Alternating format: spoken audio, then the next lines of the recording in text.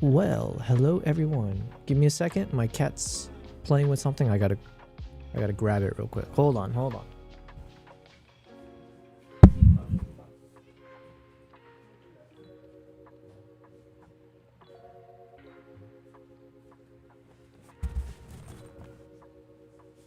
Okay, round two. Hello everyone. Welcome to... Oh man, are we already at the end of July? I don't know how to feel about that. It's a little bit depressing how quickly time is flying here. My god. But happy Tuesday everyone. Tuesday, July 28th, 6:43 p.m. Wow. I wasn't able to stream yesterday. I had some engagements that I couldn't miss. So I appreciate you guys still tuning in. But yeah, we're gonna have a fun stream today. Let's see, it's not even 7. I've got well, we're gonna be editing gorilla photos finally. So my expectation is we're gonna stream, let's go for somewhere within 4 to 6 hours. That will be today's goal. Maybe I'll go longer just to make up for not being able to do it yesterday. We'll see. Let's see how dedicated I am or not. Otherwise, how is everyone doing? We are streaming across YouTube, Twitch, and Kick. Yo, we are so close to the actual finish line. Let me see. Let me double check my information. I believe I am now just in the single digits away from hitting 10,000 subscribers. Ooh, also, my cats are here. Hold on. I switched up my camera angle for this one. Before it was in a kind of close-up. It's also a little bit, I realized it's going to look a bit jittery if there's a lot of fast action because I had to play around with the frame rates. But okay, so we saw Nala for a hot second. And then nobody else is here, just you guys and me. Anyways, what was I saying? Oh yes, we are almost at 10,000 subscribers. We are just single digits away from hitting 10K. And then my entire life will change, of course. What else can I say so I am very excited about that. Anyways, I am Yobel. I go by YobelPrize. I am multi-streaming across YouTube, Twitch, and Kick. As a quick little intro of what I do, who I am, that kind of stuff. I am a wildlife and travel photographer, switched into YouTube over the past 1.5 to 2 years or so. I also take people with me on wildlife trips, so I organize workshops and the like.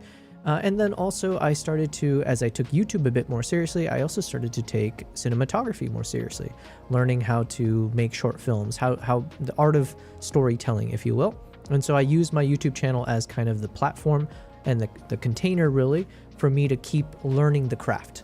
Live streaming is just a natural extension of that, where I decided why not share the entire behind the scenes when I'm working on my photos, when I'm working on my videos, show you guys what I'm doing for anyone in the world, you know, the World Wide Web. That would be of interest, and also in case, you know, selfishly you guys come in and decide you have advice you can give me, it is a win-win. So anyways, that's when I started to test out live streaming over the past year, and today is the 181st live stream. So we've been going at it pretty steadily in between my travels and such. So okay, with all of that aside, what is the goal for today? I am almost done with two things. One, the second episode of my travel vlog series. I hope to have that published in the next couple days or so. If all goes well, let's call it by the end of this week for sure, we'll have episode 2. Behind the scenes, I'm working on the other episodes and a few other quick videos I'm trying to put together separately. So then what are we going to work on stream? Well, I've got just a few more days left from my Uganda trip this year in terms of photos to edit. So we have finally made it to Gorilla Day.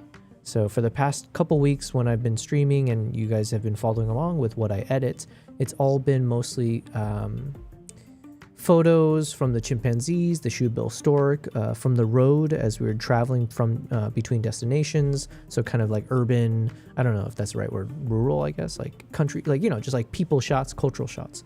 Now we've officially arrived in gorilla territory. So the next photos we should be editing today will officially be starting to kind of play around with the gorilla shots. I'm not guaranteeing that the gorilla shots are going to be the most epic or anything like that. If anything, I think the chimp shots turned out more incredible. Just I think we had a few moments of really good lighting. Whereas with the gorilla experience, I only got to do one of the activities because I got a neck injury and I couldn't go for the second one. But it was a bit harsher lighting, so we're gonna find out together. So that's what we're going to focus on, and I've got a bunch of YouTube videos lined up as well for us to enjoy together. Separately, I'm not sure if this is working or not, but as I am testing out Twitch, I noticed on my Twitch dashboard that there was this new option that says I can set up a vertical stream simultaneously. And so I want to see if I can test that out without breaking anything, hopefully. My assumption is that the vertical stream is not currently running, or maybe it is, but I have no idea how to, I don't think it's running. So I'm assuming there's still a few buttons and stuff I need to press to kind of get a vertical version of my stream up and running.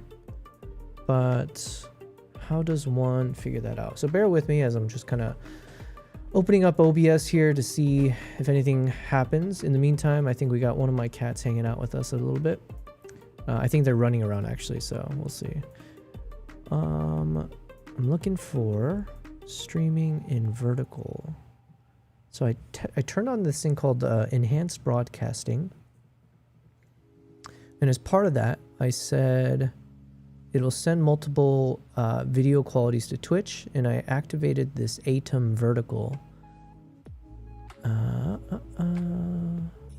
However, I don't see anything.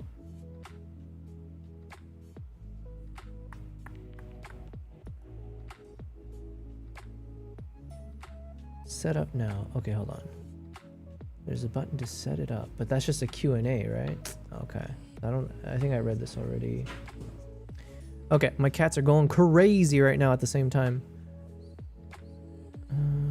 Come on, how do we fix this? Okay, so something I'm going to try to take care of over the next week or so. But apparently I can start doing this like dual format streaming on Twitch, where technically we can go live in the vertical format simultaneously. And what it requires is the latest version of ATEM vertical plugin, which I thought I had.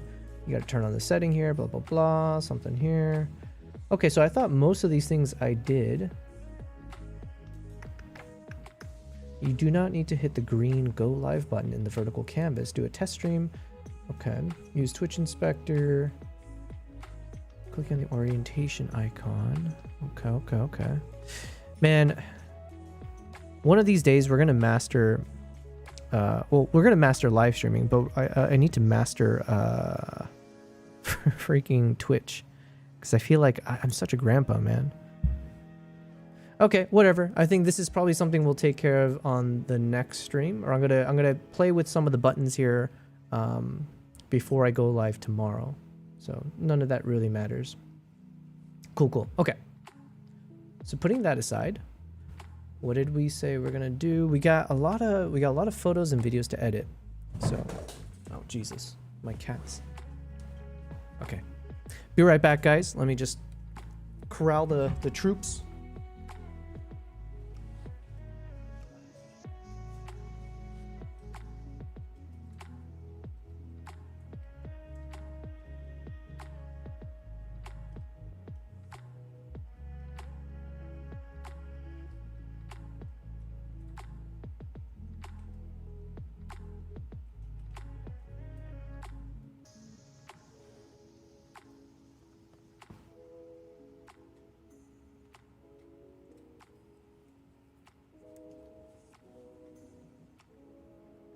They destroyed my little, it's not even a Lego thing, this little toy cat thing.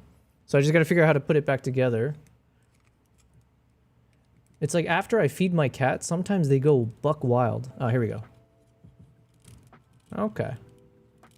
We put Humpty back together. Cool. It's still alive. We're good to go. Okay.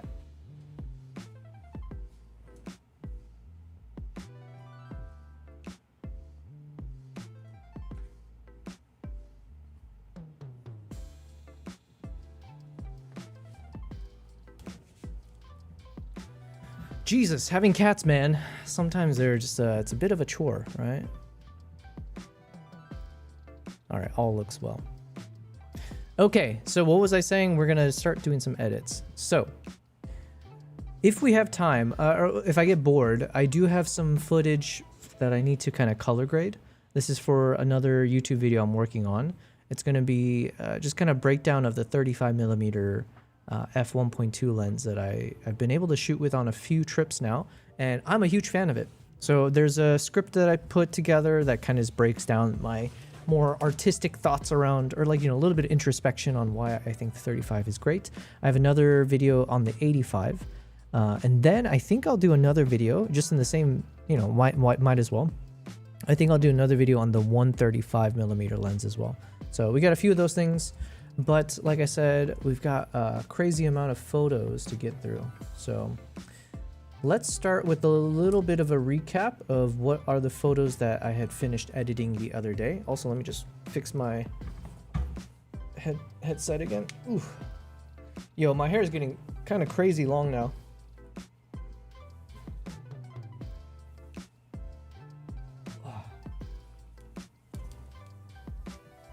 There we go.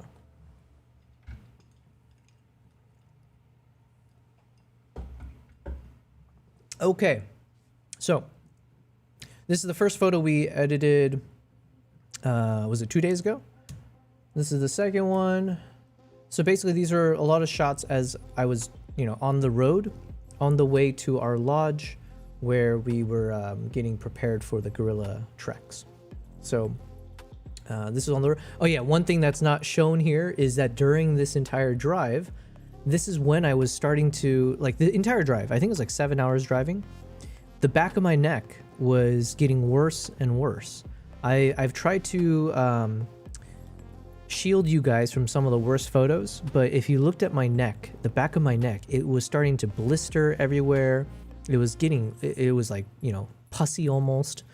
It was very frightening to look at, and definitely, you know, did not feel good. It felt super bruised at the same time as like very tender. And so obviously now we know what it was. It was like a Nairobi fly, which is actually a beetle. And the toxins of that beetle got on my neck during my second chimpanzee trek. And, you know, it's like a very, very rare thing to happen. But basically, I think it got caught under my neck gaiter and either got crushed in there or something. And so then that toxin is very toxic to humans. And so it literally mimicked like having a chemical burn on my skin.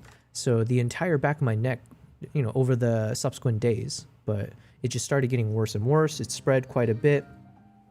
We stopped at a pharmacy in between to kind of, I resorted to ChatGPT to figure out what the heck is going on with my neck. It gave so many random answers. None of them were true, but basically I got a bunch of antibiotics and some other like topical creams to put on it. And so, yeah, this is just a little bit behind the scenes of what the hell I was dealing with while we were on this long drive to get to our lodge. But the drive itself, super scenic. You know, we got really cool shots out of it and, you know, a lot of nice experiences. And then we got to the lodge. So that's where we stand. Then what happens is the next day is when we headed off for an early morning chimpanzee trek.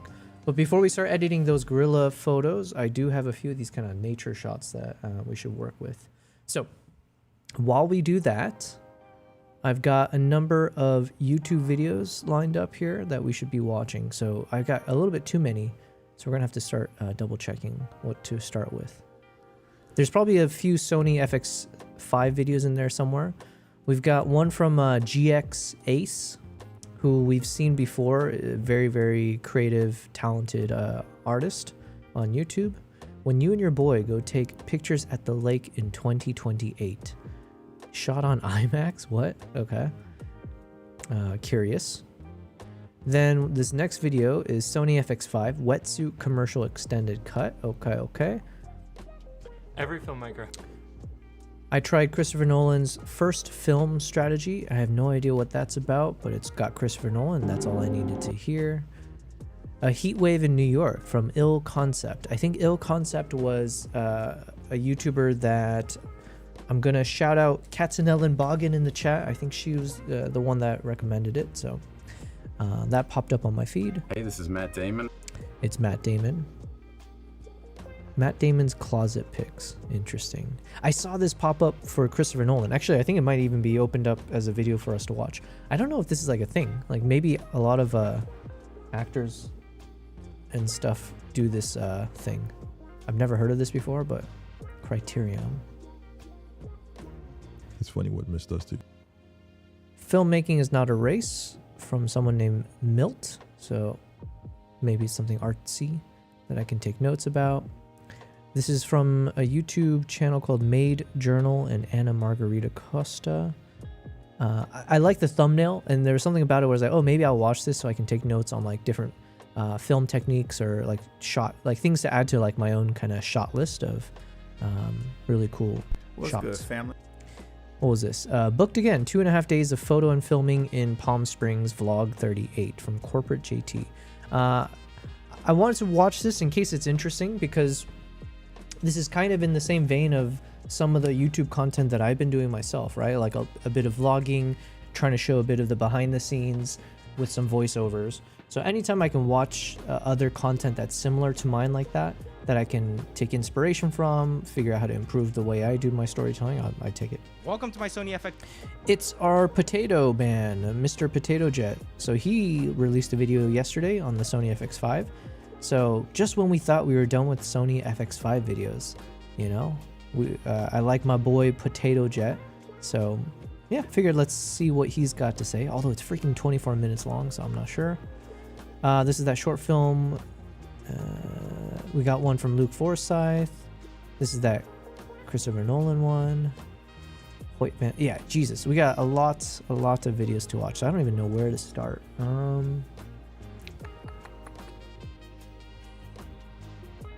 Okay, let's start from a random. Let's click on this one. Cool. We're gonna start with Matt Damon's closet pics.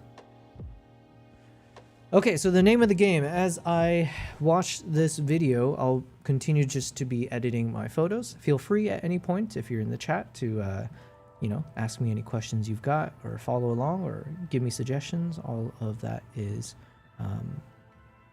acceptable. And last thing I want to do on my end, I just want to see, is there a way I can hit the stream button here? Ooh, guess who decided to join though? So we got one of our dopest cats. I mean, both of them are dope. But here is one of my cats, Kimbap, making some biscuits for us to start off the stream. What a good boy. Look at him. We went like, I think 2 weeks without my cat showing up on stream. He just kind of effed off to do whatever cats do. So it's nice to see him come back over here to say hi, you know? Yo, it's a Honyasu. Hello, hello, Honyasu. Long time no see. Thank you for the epic raid. Shout out to Honyasu. I hope you had a wonderful stream. What time is it for you? It must be, I'm gonna guess like 10 or 11 p.m. or something. But good to have you. Thank you very much. Thanks for the raid. I'm just hanging out with my cats here. We just started the stream not too long ago. I'm about to start being productive in a second. 22:01. What is that? 10 o'clock? Okay, yeah. So 3 hours ahead. Well, thank you very much for hopping over here. It's pretty late your time, so if you got to go to sleep, I totally get it. But hope you're doing well. We're just straight up chilling over here. So we got Kimbap saying hi. Let's see if my other cat's here. Nope, my other cat is still not here. But we're going to be doing some proper photo edits today. So today, I think we're officially going to be editing some gorilla photos. So I am quite excited for that. But between us and the gorillas, I've got like maybe 2 of these landscape photos that I want to edit. And then one of these kind of kid, what do you call it? Like the local kids, get one of those photos. Oh, and then before I forget, there was one photo somewhere buried in here that I needed to stitch together. So before I forget, we gotta hunt for it, because I saw in my behind the scenes video there was a moment where I took a panoramic of the landscape, and I don't remember editing it, so it must be buried in here waiting for me to combine the photos together. So hold on, before I forget, let's see if we can find it. This would have been on the road after the chimps. Dun, dun, dun, dun, dun. I really hope I don't have to search. Oh, here we go. Okay, so it must be one of these. Okay, so I'll work on this. Honyasu says hard work needing. Yeah, is he still doing the thing? He's still working hard. You know, he gets it from me. All right, he gets it from his dad. I'm just such a good hard worker. You know how it is. Yeah. Look at this guy. He looks adorable. Honyasu says anyway, try to edit your photo on DaVinci. You know, I haven't done that yet. I will do that at some point, but I want to get through like these Uganda photos. I really need to just kind of make sure I get through. I say fast, but I just want to do it in the format that I know how to, because I have some YouTube videos focused on this trip, so I shouldn't work too slow. You know what I mean? But I am excited. You know, there's a few features of that DaVinci that look like it worked quite well. So I do want to kind of play around with it. But the thing that I've been working on the most is within Lightroom, using Lightroom and Dehancer. My God, I think it's been a while, Honyasu, since you hopped on the stream, so I just want to give another shout out to Dehancer. I've been using Dehancer for my video edits, but something I started to do about a couple weeks ago is using Dehancer as part of my photo grading process, the color grading for photos. And so if you look at some of these photos here, every one of my photos that I've did for Uganda, they are using Dehancer on top of Lightroom, and the results, like, man, I am a huge fan of it. Yo, we got Swiss Army Cinema in the chat. Hello. My cat says hi as well. He just kind of you know, finished doing his work, kneading the dough, as they say. Good boy. Swiss Army, how's it going? We have a lot of catching up to do. I apologize. I've been a little bit trying to rush around and stuff. I know you've been busy as well anyways. But yeah, it sounds like November, it should be when we'll target doing our live stream. So I still gotta, they sent me an email. I just gotta wrap up a few things first on my end. but hopefully the dates that I mentioned to you, I think that should hold. And then I got to start figuring out what gear, the Starlink situation, got to figure out how to, I might need to order one and have it shipped to you. I don't know, because it's still TBD when I'll be coming back to the States. There's a chance I'll come back prior to that. I don't know. There's a lot of things that maybe it just might make sense to have like a proper video call type stuff. I don't know. Treat it like a business. Honyasu says, I did it today. It's going to be easy for you who uses it. Yeah, it was hell for me.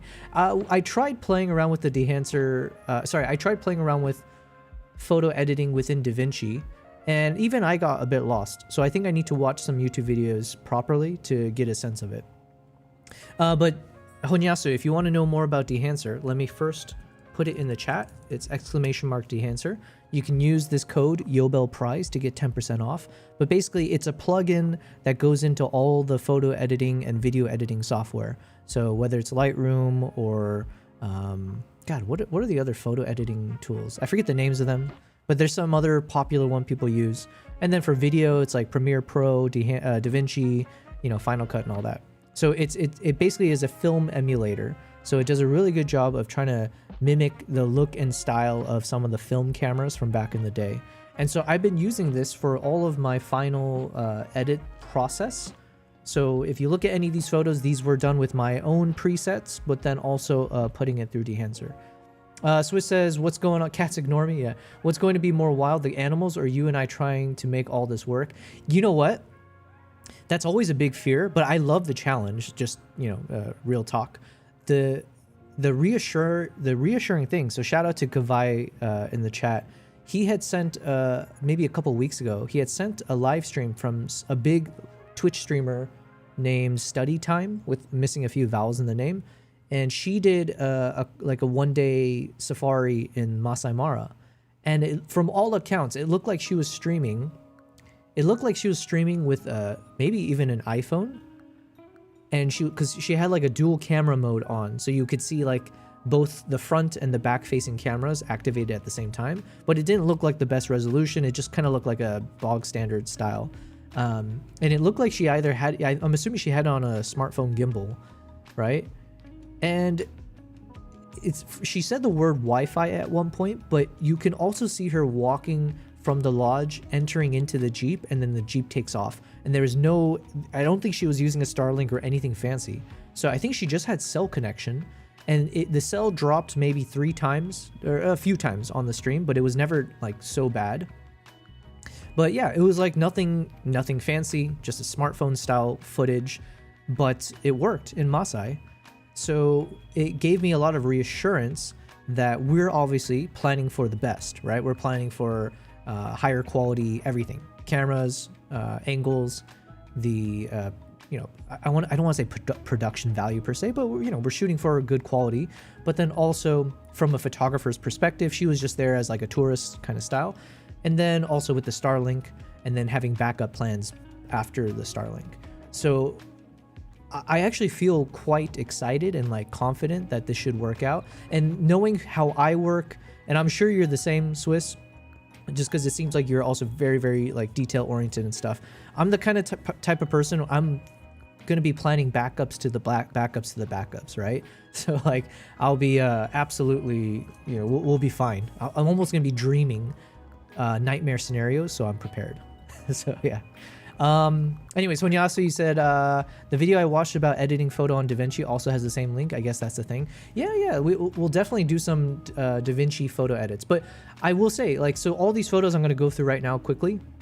These were all edited within Lightroom and then applying Dehancer on top. And technically Dehancer also is in DaVinci as well. So there's a world where maybe I get the exact same results if I just used, edited the photos straight from DaVinci. We're going to test that out at some point once I've kind of gone through all of these Uganda photos, because I'm kind of on a roll here. I like the routine that I've put across. But yeah, all these photos have a touch of Dehancer put on top of them. Swiss says I should give Dehancer a shot with some BTS pictures I just shot while on set this week. We had a night shoot with a rain rig. Oh, that sounds kind of cool. Yeah, you should definitely give it a shot. And like I said, for me, it's like the proof is in the pudding. This is why I've been enjoying doing these live streams, because I can actually show you on the stream does the product work as intended or not, right? So for me personally, I've been using it for all of these photos, and you see a noticeable difference when I look at the before and after effects of these shots. I'm just kind of showing you guys the final results for every photo so far, just to kind of speed run it. But yeah, the way I mentioned it before is like when I I love how I edit my photos, like I stand by it. But then when I put the final phase of my photo into Dehancer, the effects within Dehancer gives the image, it feels like, what movie am I thinking of? Okay, I'll think of Coraline. In the opening scene in Coraline, you see some mysterious supernatural entity is making the Coraline doll, right? And you see the doll being shaped, being sewn together and stuffed and putting the buttons or whatever else. So to me, that's like my process within Lightroom, but then it's still a dead animal, or it's still a doll. It's a lifeless doll. But then once they put the, I don't know, once you put that breathe life into it, that's what I think Dehancer has done for me, where it's like, I think the photo edits that I do within Lightroom, oftentimes I really like it. It could stand on its own, but then I didn't realize I could take it to another height until I put it through Dehancer. And I think my hero image, this is one of them. This one right, not this one. Where is it? Oh yeah, I changed the color scheme on it. Hold on. This one here. No, not this one.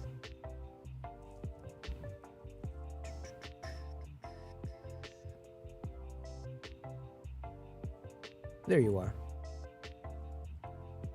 So this is probably one of my best photos from that trip, and I'm obviously really happy with it. But yeah, once I put this through Dehancer, I was like, damn, I'm thrilled. So yeah, Swiss, you should definitely give it a shot. And if you do give it a shot and you don't have it already, make sure to use my promo code to get 10% off. Swiss says, so in other news, I loaned my Z8 and 180-600 to a friend for his Mara trip. He also took my 24-105, converted to MFT for his GH4. Okay, now you're speaking a different language to me. In the heat of shooting, for some reason, he tried to use the MFT. What is MFT? Converted to MFT for his GH4. I couldn't even tell you my best guess of what that stands for. He took my 24-105 EF. Is that like a Sony lens or something? Converted to MFT for his GH4. Oh, micro four thirds. Oh, okay. So you took the 24-105, converted to micro four thirds. Does that give it a big crop? I've never shot with a micro four thirds camera, I don't think, or with a micro four thirds sensor. Swiss's mount on my Z8, so now my Z8 has, oh no, my Z8 has bent pins on the mount. Oh my god. Yo, I would be livid. Swiss says he was stuck in Kenya for another week without a working Nikon body for the long lens. Damn. Wait, how did he, Hey, Nala. Alright, my cat. You can kind of see my cat there. She's saying hi. She wants to come up. Alright, let's see. Where'd you go? Okay, well, she changed her mind. Micro Four Thirds, Panasonic. I was gonna guess Panasonic, but I wasn't confident enough. Panasonic GH4 camera. EF is Canon, isn't it? You're probably right. Listen, this is. I never try to. I don't ever pretend like I know anything about anything. So, your guess is as good as mine. I just know it's not Nikon. Swiss says, so moral of the story: take two cameras of the same brand and mount. Yo, you know what that reminds me? We haven't gotten to it on my live stream just yet because we're still like 2 years behind on catching up on my photos and my trips. But when we get to Vietnam, I spent 1 month in Vietnam. First time there. I went with a good friend of mine at this, you know, I say good friend now, like, you know, we were good enough friends that we decided we can trust each other to spend 1 month together. And it was an amazing trip. But first time there, I think 1 week into the full month, my Nikon Z9 died. Like just straight up died. And I was right in the middle of this really cool shoot. I was taking a photo or video of this like this specific type of rooster with like dragon. It's got dragon in the name because its talons or its feet look like it's got gigantism to it, right? Anyways, I was taking some videos, and then my camera died, and we tried to take it to some shops. Nothing worked, and literally I found out afterwards that the motherboard just straight up fried. And it was like, you know, even the Nikon team was like, yo, this has never happened before. So, but the, you know, shout out to the Nikon Middle East team. When I messaged, because I was messaging them when it wasn't working about like, yo, what's going on here?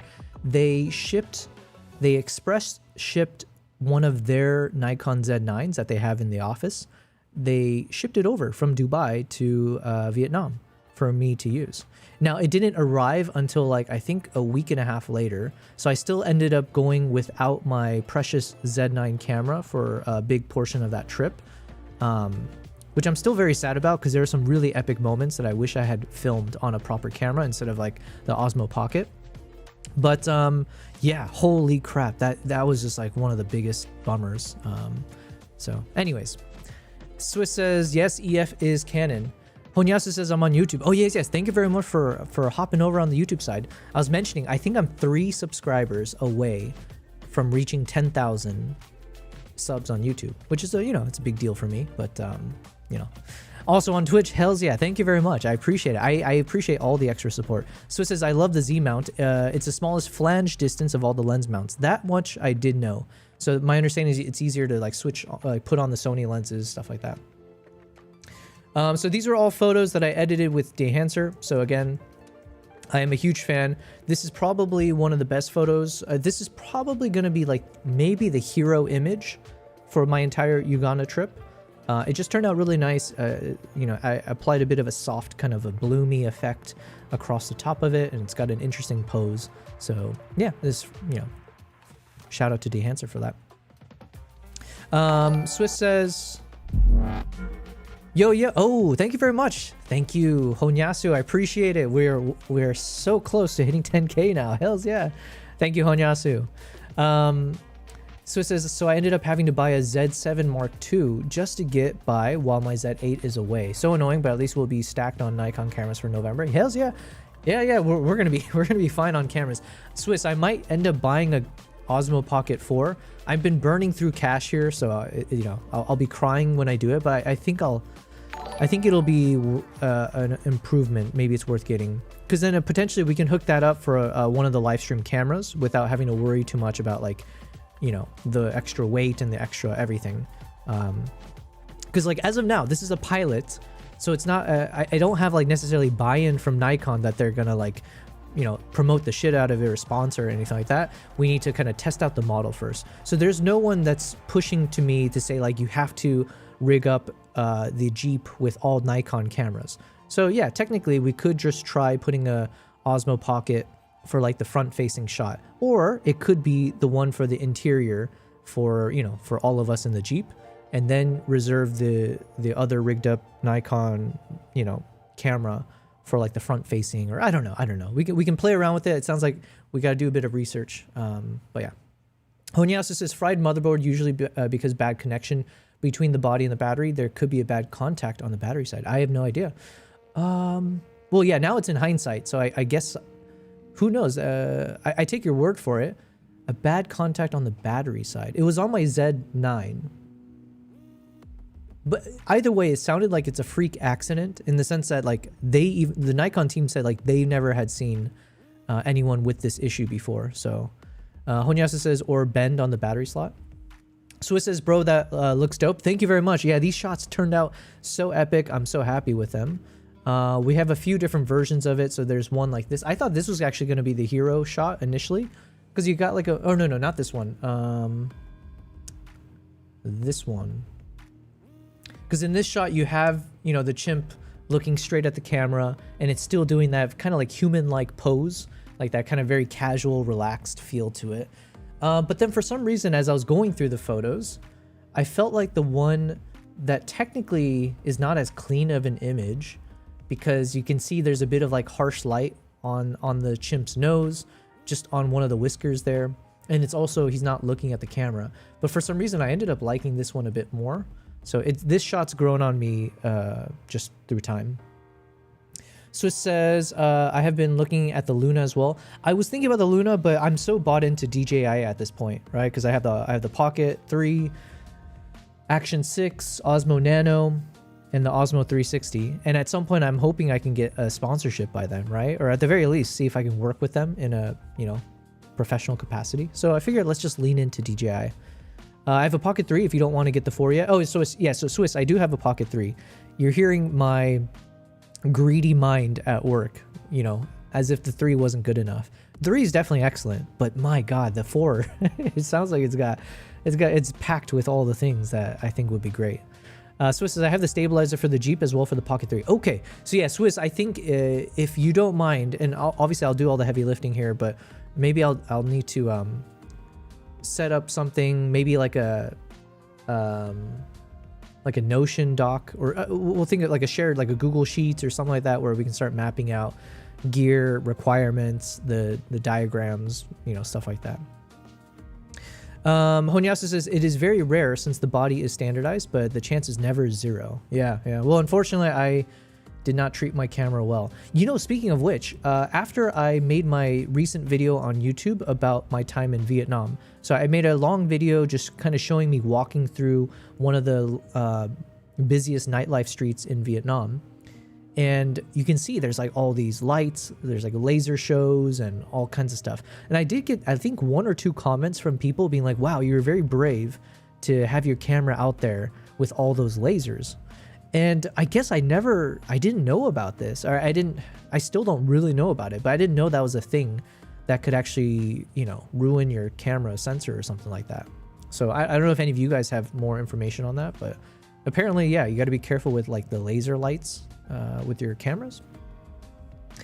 Swiss says Google Sheets works well for the gear list. Yeah, let's do that. So yeah, Hunyasu, just to kind of wrap it up, I was saying I've been doing all my photo edits within Lightroom, but Dehancer has been a really wonderful, in my opinion, a very wonderful addition that has definitely elevated my photo editing game.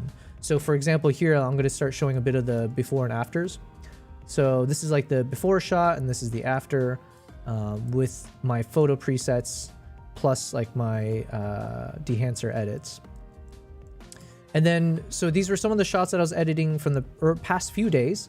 This is on the drive up to guerrilla territory. And then this shot ended up being one of my favorites to edit. There's just like on the road off in the distance. You can see these kids and the mothers, they're all working, which is kind of like insane in many respects of like, wow, how every time I think about complaining about my day-to-day life, it's like a fresh reminder of how easy I've got it. And then the last stream, these are the photos that I edited. So went with a series on this one just to accentuate the red. And one of the Dehancer features I've been enjoying the most, I guess it's like a film emulation feature or a film feature, is applying the bloom, the halation, and the grain to my shots. All 3 things that I didn't think I would ever consider putting on my photos in the past. Like, who would have thought that I would be like, oh, you need to add that grainy noise to your clean image, you know, from your photo still. But it's been growing on me as a creative, subjective measure, I guess. And then applying the bloom has also kind of created a very nice soft vibe. Sometimes I'll apply the halation like I did on this one.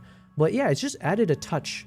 Like I said, it's like adding character to the shot. We got Aviator in the chat, says, hey, good morning. Nat Geo, eat your heart out. These are gorgeous. Thank you.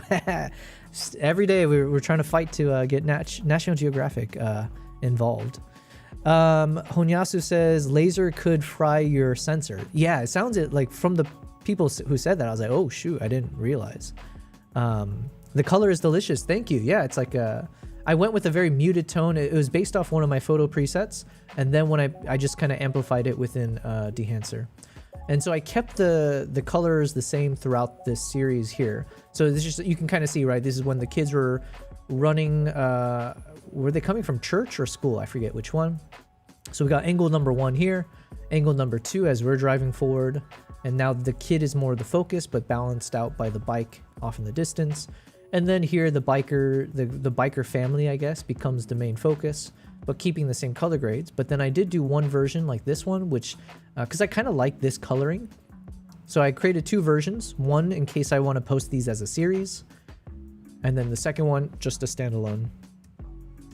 And this is the before. So this is like the unedited version and then these are the edited. So yeah, like I said, very, very happy with Dehancer. And then this one turned out super, super nice as well. Do I have the original? Let's see.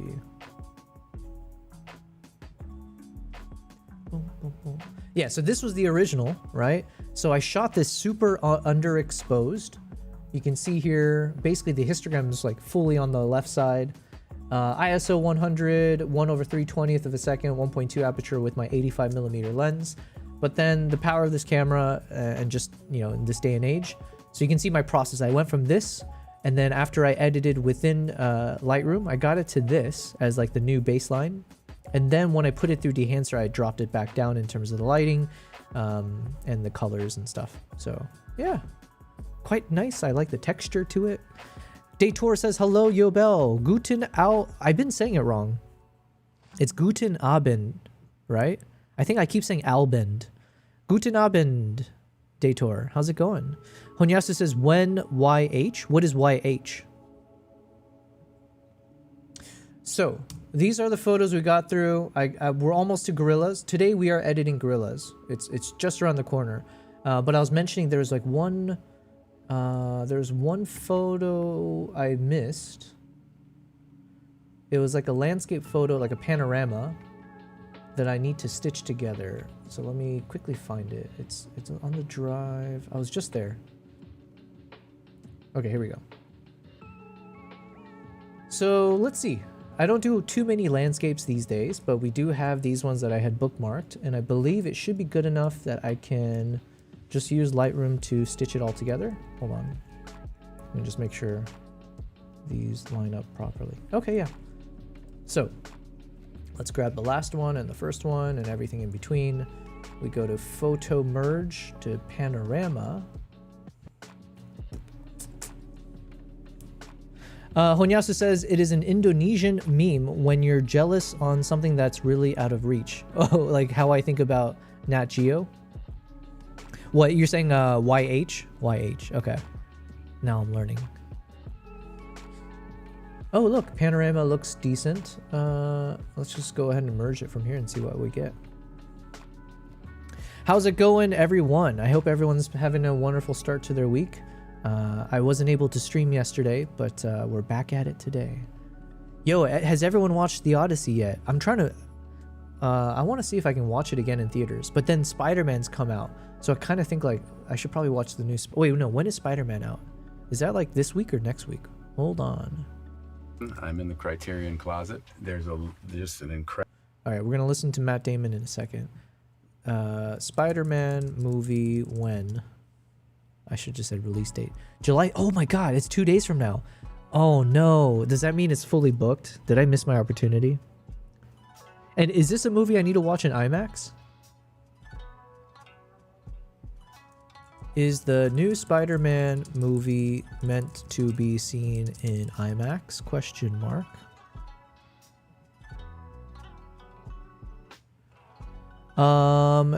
Spider-Man Brand New Day was filmed using IMAX tech with expanded aspect ratios, but you cannot see it in domestic IMAX theaters. Oh man. It says you cannot here, let's bring it over. You cannot see it in domestic IMAX theaters because Christopher Nolan's The Odyssey has a locked-in 4-week IMAX exclusivity window taking up the screens. Damn, son. Talk about is it little broing? Well, that's a shame. Okay, so I guess I'll just have to book it for like normal. Damn. There are levels to this. Okay, let's go ahead and edit this photo. And sure, we'll start with Matt Damon talking about his closet pics. Okay. All right, enjoy, guys. We're going to do a bit of editing finally. Let's see if I can make any magic out of this landscape. I have no expectations. Incredible collection here. And hey, this is Matt Damon. I'm in the Criterion closet. There's just an incredible collection here. And I'm just going to randomly grab some stuff and say what comes to mind. So Purple Noon, the same source material as The Talented Mr. Ripley. So I never saw Purple Noon because I never seen as famous as it Talented is, Mr. Ripley. I stayed away from it to do Ripley, I didn't want to see it, and Anthony Minghella didn't want me to see it, and I never watched it after, but it is a classic, and so I'm going to pick this one up.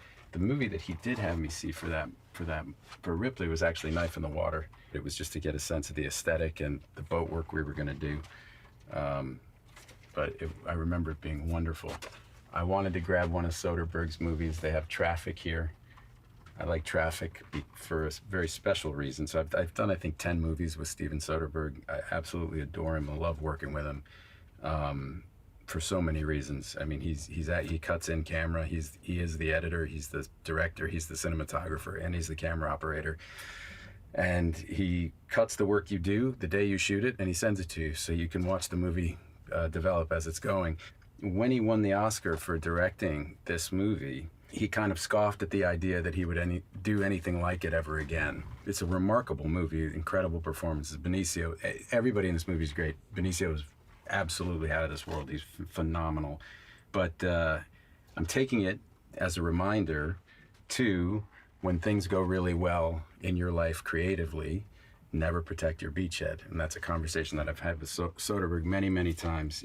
You want to keep pushing. You do not want to just do the same thing over and over and over. This movie is impossible to find. So if you can get a Criterion edition of You Can Count on Me, you should definitely do that.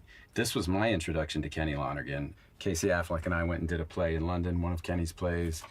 I ended up producing Manchester by the Sea that Casey was in, and that all happened because I saw this about 27 years ago and was like, it's just a beautiful, beautiful little movie. I've been looking forward to Yo, Fedoreski says, howdy, Matt Damon. Yes, it's Matt Damon time. Sorry, guys, I played around with a few settings in OBS because I saw some notification on Twitch saying that I can do dual streaming, where you can like do a vertical format at the same time as your landscape.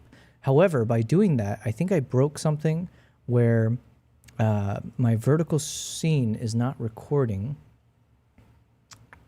So I'm trying to fix it. So if you're not hearing from me, just know I'm trying to fix something as we watch this. Show it to my kids for years, and I've even called Kenny, and he's like, I don't know, I can't find it either. So, Criterion Collection. Gus's movie, Drugstore Cowboy. I've got a couple of Gus's point out. Drugstore Cowboy, first Gus Van Sant movie I ever saw. I saw it in the Harvard Square Theater, which no longer exists. Matt Dillon quite famously said to Gus that he would never talk to him again after he saw the rough cut. And that was why Gus was nervous to show us the rough cut of Good Will Hunting. It's a phenomenal movie, and Matt Dillon's amazing.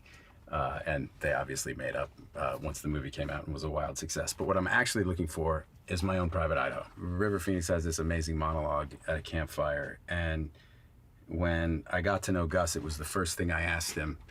I asked him about that scene and how it came to be, and Gus told me this incredible story about River coming to work, and they had a different scene scripted, and River said, no, I have an idea. And Gus just let him do whatever, he just trusted his actor. There's a great lesson in collaboration and in trusting the people that you work with, and being confident in what you can do, but believing in what they can do too. So all that being said, where's My Own Private Idaho? Phenomenal movie. It's amazing how young he was too. Both of them. All right, One False Move. Ben and I loved this movie when it came out. And this is what turned us on to Carl Franklin, the director. We've been a fan of his since. And it was the first time we saw Billy Bob Thornton. Billy Bob Thornton, obviously, he went on to play a larger role in our lives. We both worked with him, love him. And Billy Bob wrote this, I'm pretty sure. That was why he kind of, he was in the movie and he wrote it, and it was while we were trying to do Good Will Hunting. And so another one of those signals that we might be on the right track. This one might not be surprising to anybody, No Country for Old Men. But when I worked with the Coen brothers, when I did True Grit, the accent that I was doing, I was basing it on Tommy Lee, and the monologue that ends this movie, I don't know how many times I've watched it, because I was watching it for work, but it was just, I enjoyed watching it. The final monologue that Tommy Lee has in this movie is so devastating. He is one of the great... Okay, so I did break something, because So if you guys aren't aware, what I was doing the past number of streams is that while I'm editing my photos, I've been having a recording behind the scenes of like a vertical format I created of me editing, because then I can turn that into potential videos like for like Instagram stories or reels or shorts. But by me foolishly trying to test out some Twitch OBS feature, I think I kind of broke something that I can't fix, and I probably can't fix it until after I end the stream, and then I have access to some of these buttons again. So I'm just trying to think, what can I do in the meantime? Is there a way I can just record? It'll be so annoying though. Let's see. Okay, so anyways, let me keep playing this video while I struggle. Actors who has ever lived, and this movie is pretty damn near close to perfect. Oh yeah, this Double Indemnity, one of my favorite little exchanges I think ever in a movie. Barbara Stanwyck's is being a little coy, and Fred McMurray says something to her that's like a little racy, and she says, I wonder if I know what you're talking about. And he responds, I wonder if you wonder. Wonderful film. And of course, Edward G. Robinson's in it. Sex, Lies, and Videotape. That would be a good way to go through here, is find first films for directors, because there are some really good ones. That's another great first film, 12 Angry Men, Sidney Lumet. Whew. That's a hell of a way to introduce yourself to the world. This one was groundbreaking, and this one is just so, it's so beautifully directed and taught and acted, written, paced, everything. Brilliant. So I'm gonna close my eyes and see what the closet feeds me. Hopefully a movie I have not seen. Maîtresse, I've never seen it. Young provincial in search of adventure stumbles into the subterranean world of sadomasochism when he is implicated in the burglary of a Paris apartment. Barbet Schroeder's Maîtresse examines the line between fantasy and reality, decadence and deprivation, and the distance one will go for love. All right, Barbet. 1976. So I guess I was 5 when this came out, and it's about S&M, so it's not a mystery why I didn't know about it. But I'll check it out. Does that mean Matt Damon was born, what did he say, 1976? So he's born in this 1972 or something like that? Damn. I didn't know that. Okay, in the same vein, there's like a Christopher Nolan one, so might as well keep going with that. And I guess I don't have a solution to my current problem. Here in the Criterion closet. Last time I was here, there were no cameras, and I got to just come and steal some films. But now I'm singing for my supper, so what are we going to start with? Got to get a little Don Siegel, Killers. Definitely want to get the Cassavetes box set. Shadows, Faces, Killing of a Chinese Bookie, Woman Under the Influence. Incredible work. For All Mankind, Al Reinhardt. That is a phenomenal movie. I do already have it. I suppose I could steal a second copy, but I think I'll leave this here for somebody else. So this one is great. Mr. Arkadin, aka Confidential Report, written and directed by Orson Welles. It's a film he made all over the world in the scrappiest, most sort of... Okay, I give up. We're just gonna edit today, but I don't think I'll be able to record behind the scenes, or at least not in a good enough quality, maybe. Fed says, I think he's 10 years older than me, so that would be 1970. I was only half paying attention, but I could have sworn he said something about like, oh yeah, I was 5 years old, something, 1976. Matt Damon birthday. Jesus. It says Matt Damon was born on October 8th, 1070. Jeez. You gotta love when AI really outdoes itself. Matt Damon was born on October 8th, 1070, specifically 1970. So yeah, I guess 1970. So you were correct. Matthew Page Damon, he's 55 years old. Really? Yo, he looks good for 55, I gotta say. I mean, obviously he's an actor and all, but damn, 55, okay. Okay. Together, grab some costumes, find an interesting location kind of way. But yeah, it's got all the different versions that were ever released in different strange forms. It's a very, very peculiar piece of work, but really speaks to Wells's genius, absolutely. Fritz Lang, Testament of Dr. Mabuse, amazing mastermind criminal. We looked at Dr. Mabuse a lot, my brother and I, when we were doing The Dark Knight for the character of the Joker. And the Apu trilogy, Satyajit Ray, one of the great Indian filmmakers. Trilogy started with Pata Panchali, which is an absolutely incredible film, and it just blew my mind. But I have not yet seen 2 and 3 in the trilogy, so pretty excited to get this one and complete the story. Scorsese shorts, you're gonna have to grab that. I've seen The Big Shave, but I haven't seen the other ones, so that's pretty exciting. And on the subject of Martin Scorsese and the Film Foundation, which I'm a part of, I'm going to grab the box set from the World Cinema Project. It's part of Marty's project to really take what he's done with the Film Foundation for American cinema and do it with different film industries around the world and really try and look at films in desperate need of preservation. And he dedicates himself and the foundation to it, and they do incredible work and bring all sorts of amazing voices onto the Blu-ray format so that they can be seen and enjoyed by future generations. Yeah, Spike's Malcolm X, been meaning to revisit that. I saw it on 70mm film when it came out, and I don't think I've seen it since, so I'm gonna check that out. I think John David Washington has a little cameo. Man, listening to Christopher Nolan talk, I can't imagine him. I'm trying to imagine him at a bar. You know what I mean? I can't imagine him with high energy like that. He just sounds so soft-spoken and just yeah, how's everything? I'm imagining him shit-faced, plastered. Can't do it. Fed says, yeah, I'm 46, but I just had my birthday in June. Well, happy belated. Oh, it was, yeah, you know what? It's been a month. But yeah, no.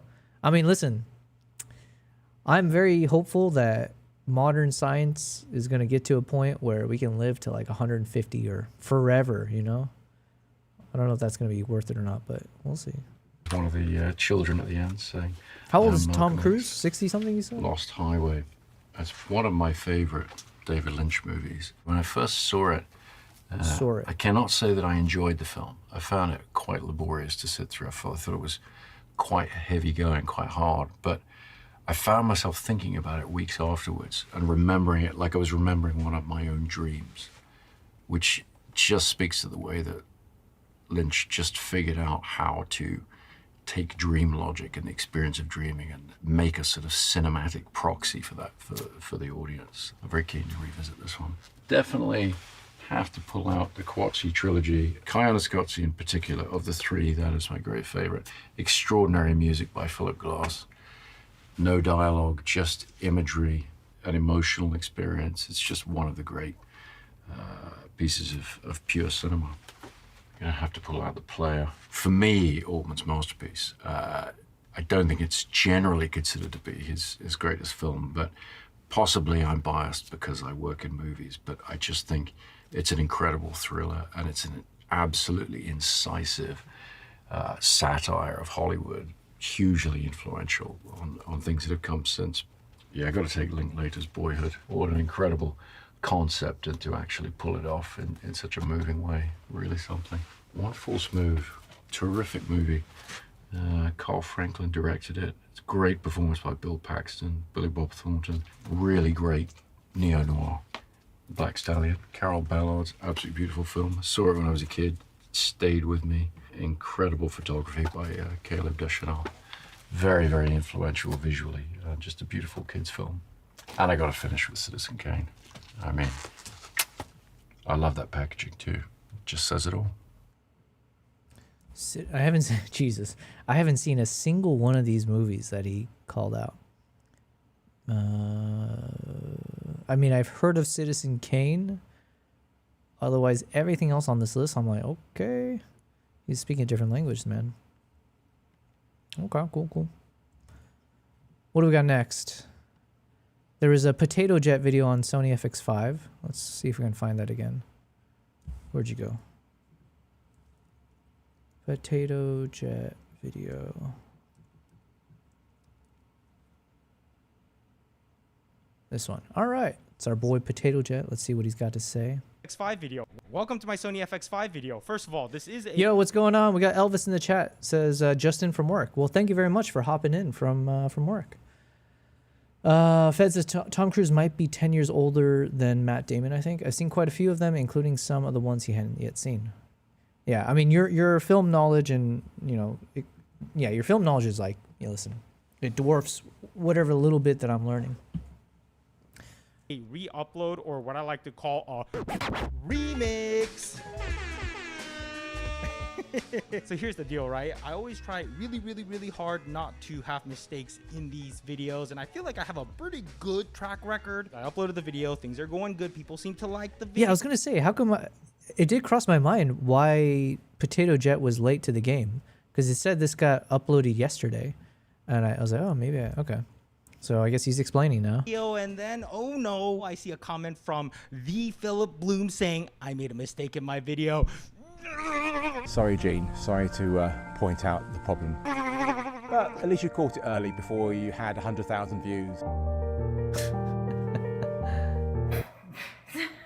Here, let me skip to the middle of the video where I made the mistake, and then I'll come back and tell you why it's wrong and also why I made that mistake in the first place. Check this out. If we go into our frame rates, look, we have 30 frames per second in H.265. The Sony FX3 has always been frustrating because it could shoot 30 frames per second, except for when you're in H.265. You could shoot 24 frames per second, 60, and even 120, but no 30. What the? So happy to see this in here because this has been a legitimate real world Yeah, I mean, that seems kind of random. I wonder why they didn't have that option. problem for me in the past. I mean, one of the things I love doing is helping other YouTubers shoot content. And I want to say 9 out of 10 of them make their videos at 30 frames per second. They also need a lot of cameras recording for a long period of time. Sometimes unpredictable stuff happens. Wait, is that a thing?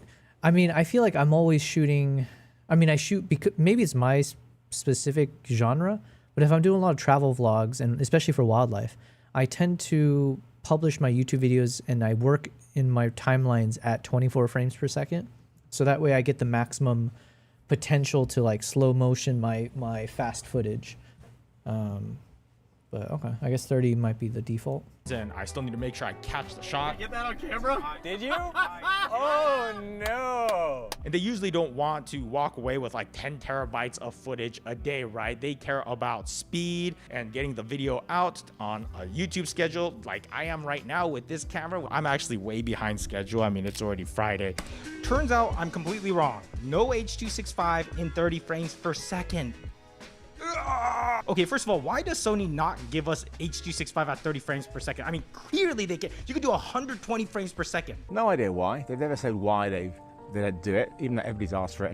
And also every other branded camera has an H.265 codec with these frame rates. But anyways, there's a big reason why I made this mistake, and I'm just hoping that this is just a beta thing. I'll explain it once we get to the menu scene, but here, let me just start from the top. All right, so right now I'm filming on the brand new Sony FX5, and I'm very curious how this shot looks because I've always wanted to film here in one of my favorite hotel rooms, but like the dynamic range in here is just insane. It's like as backlit as we can get in here, right? You know, we just have direct sun outside, and I'm just in the shot. We would need a lot of light on me. But I'm curious if this FX5 is the camera that can finally do it, because right now I'm filming in a dual gain mode.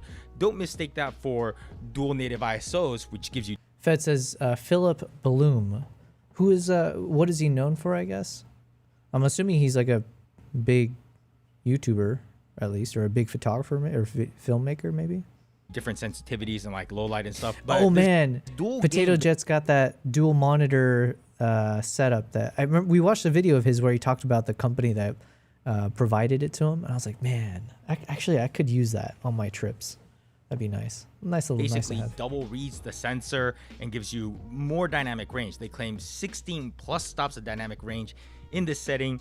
And you know, that's one of the things I really loved about the Canon C70. Canon called it the DGO, the dual gain output sensor, and man, the dynamic range was a dream to work with. And of course, the other camera that double reads the sensor is the Arri Alexa, incredible dynamic range. So this is just like the straight technical correction. And if I just boost the image to expose me, I should hopefully look pretty clean. And then of course, out there, it's got all of that. And I know that because we have false color and waveform in this camera finally. That's nice. I should not be that excited about waveform and false color in a $5,000 camera, right? But wait, the Sony FX3 didn't have waveform? Is that what he's saying? I would love to have a false color. Fed says he worked for BBC, ITV, Channel 4, CNN, etc. when he was young. Damn.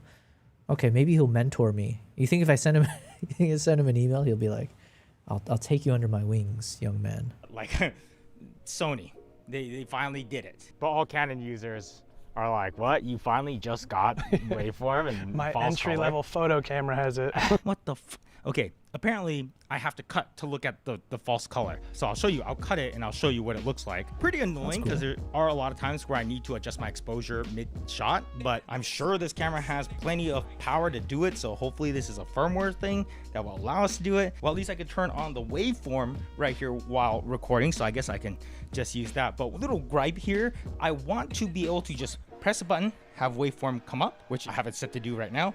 But I want to press it again and have it disappear because, you know, it's like taking up this whole corner. But as of right now, I basically have to toggle through like scopes and histogram. I just want to just pop on and off, but I have to like toggle through the other. I mean, it's not that big of a deal. I'm just complaining here. But this FX5 actually is a beast. And at first glance, when you see it, you'll probably think, oh, it's an FX3. You look a little bit closer though, and you notice it is definitely a bit chunkier, but not by a ton. And then you go to put the camera on the tripod and realize, oh, there's 2/4 20s down there. Awesome for when you're putting it on the Tribex tripod, of course. Great companion for the Sony FX5. So I'm not biased at all. You know what else it goes good on? The Tribex monopod, which will be coming very, very, very, very soon. Link in description because I'm self-sponsoring this episode with a Tribex monopod. Well, I mean, I already got my monopod now, but that would have been nice not too long ago. He has back issues now, so he occasionally does very in-depth camera reviews and films street cats in Greece. Oh wait, he lives in Greece? One of my close friends out here in Dubai, he's from Greece. He's there now. And he was telling me I should do like a short film in the area that he's in with all the monks and like the monasteries. So I was considering going to Greece like in the next month or so, potentially. But I wonder, maybe I can hit up this guy. He pretty much tests all Sony cameras. Gotcha. Okay. Tribex, you know, not sponsored by Sony. Yeah, now that I'm going back through this dual gain footage, the dynamic range on this FX5, it's legit. So check this out, FX5 on the left, FX3 on the right. They're both locked at match settings, nothing's clipping. Pan over to the darker corner. The biggest thing I notice is the skin tones, like there's so much better saturation. And then if we lift it, very little noise in the shadows. And then here's the same test again, but this time the FX5 does not have the dual gain mode on because you can't always have it on because there are some limitations to it. But even without it, the new sensor on this FX5, I'm liking how it's looking. It is a stacked 5K sensor. Okay, I just want to point something out real quick. See how it says HS right here? That means all these dynamic range shots are in H.265. So you do not have to be in these super dense formats to see the extra dynamic range we get out of the dual gain mode. But dual gain does still work in RAW if you're seeking that top tier quality. But here's another shot, again with the dual gain. Fed says, no, he lives in Britain, but he goes to the same place in Greece on vacation to see the street cats and relax. Okay. He adopted some street cats from there also. Interesting. Maybe I should just go to Greece to film the cats. Oh, I love doing that in general, so. On both have matched exposure settings and they're both set so that nothing's clipping in the frame. And seeing that, I generally go, okay, I'm not sure if I can lift that, but we lift them both the same amount and look how clean the FX5 is. Skin tones much smoother, much cleaner. I mean, the FX5 looks very reasonable even when I'm punched in like this and then punching into the dark part of the chair. Considering how much we had to lift it, the FX5 is freaking clean. And don't mind me, it's the weekend, so I'm just visiting my friend's place and using his massage chair. Hello. This is my friend Edwin. This thing is amazing. I'm trying to convince Carrie to let us. His cat's feature in his camera reviews usually. Hells yeah, that's the way to do it. Get man. one, but she's not convinced by how much space it takes up. But Edwin will tell you it's worth it, right? Oh, 100%. Yeah, this thing is awesome. Now, this is not going to be a typical potato jet video. Lately, I've been trying to test all the cameras that I make videos about for, at least a few weeks, ideally a month. The FX5 I've literally only had for basically this weekend. So this is probably going to be more of a first impressions type of video, but I would eventually love to do like an in-depth deep dive on this FX5 because there's a lot going on with this camera. For example, this camera has a lot of different D-squeeze options for anamorphic lenses and of course 5K open gate. So I knew that the founder of Atlas Lenses would love that. Mr. Dan Keynes, you brought some toys. I brought some goodies. First impressions. I like the viewfinder that bolts on the top. Yeah, it's a removable viewfinder. Okay, I need this.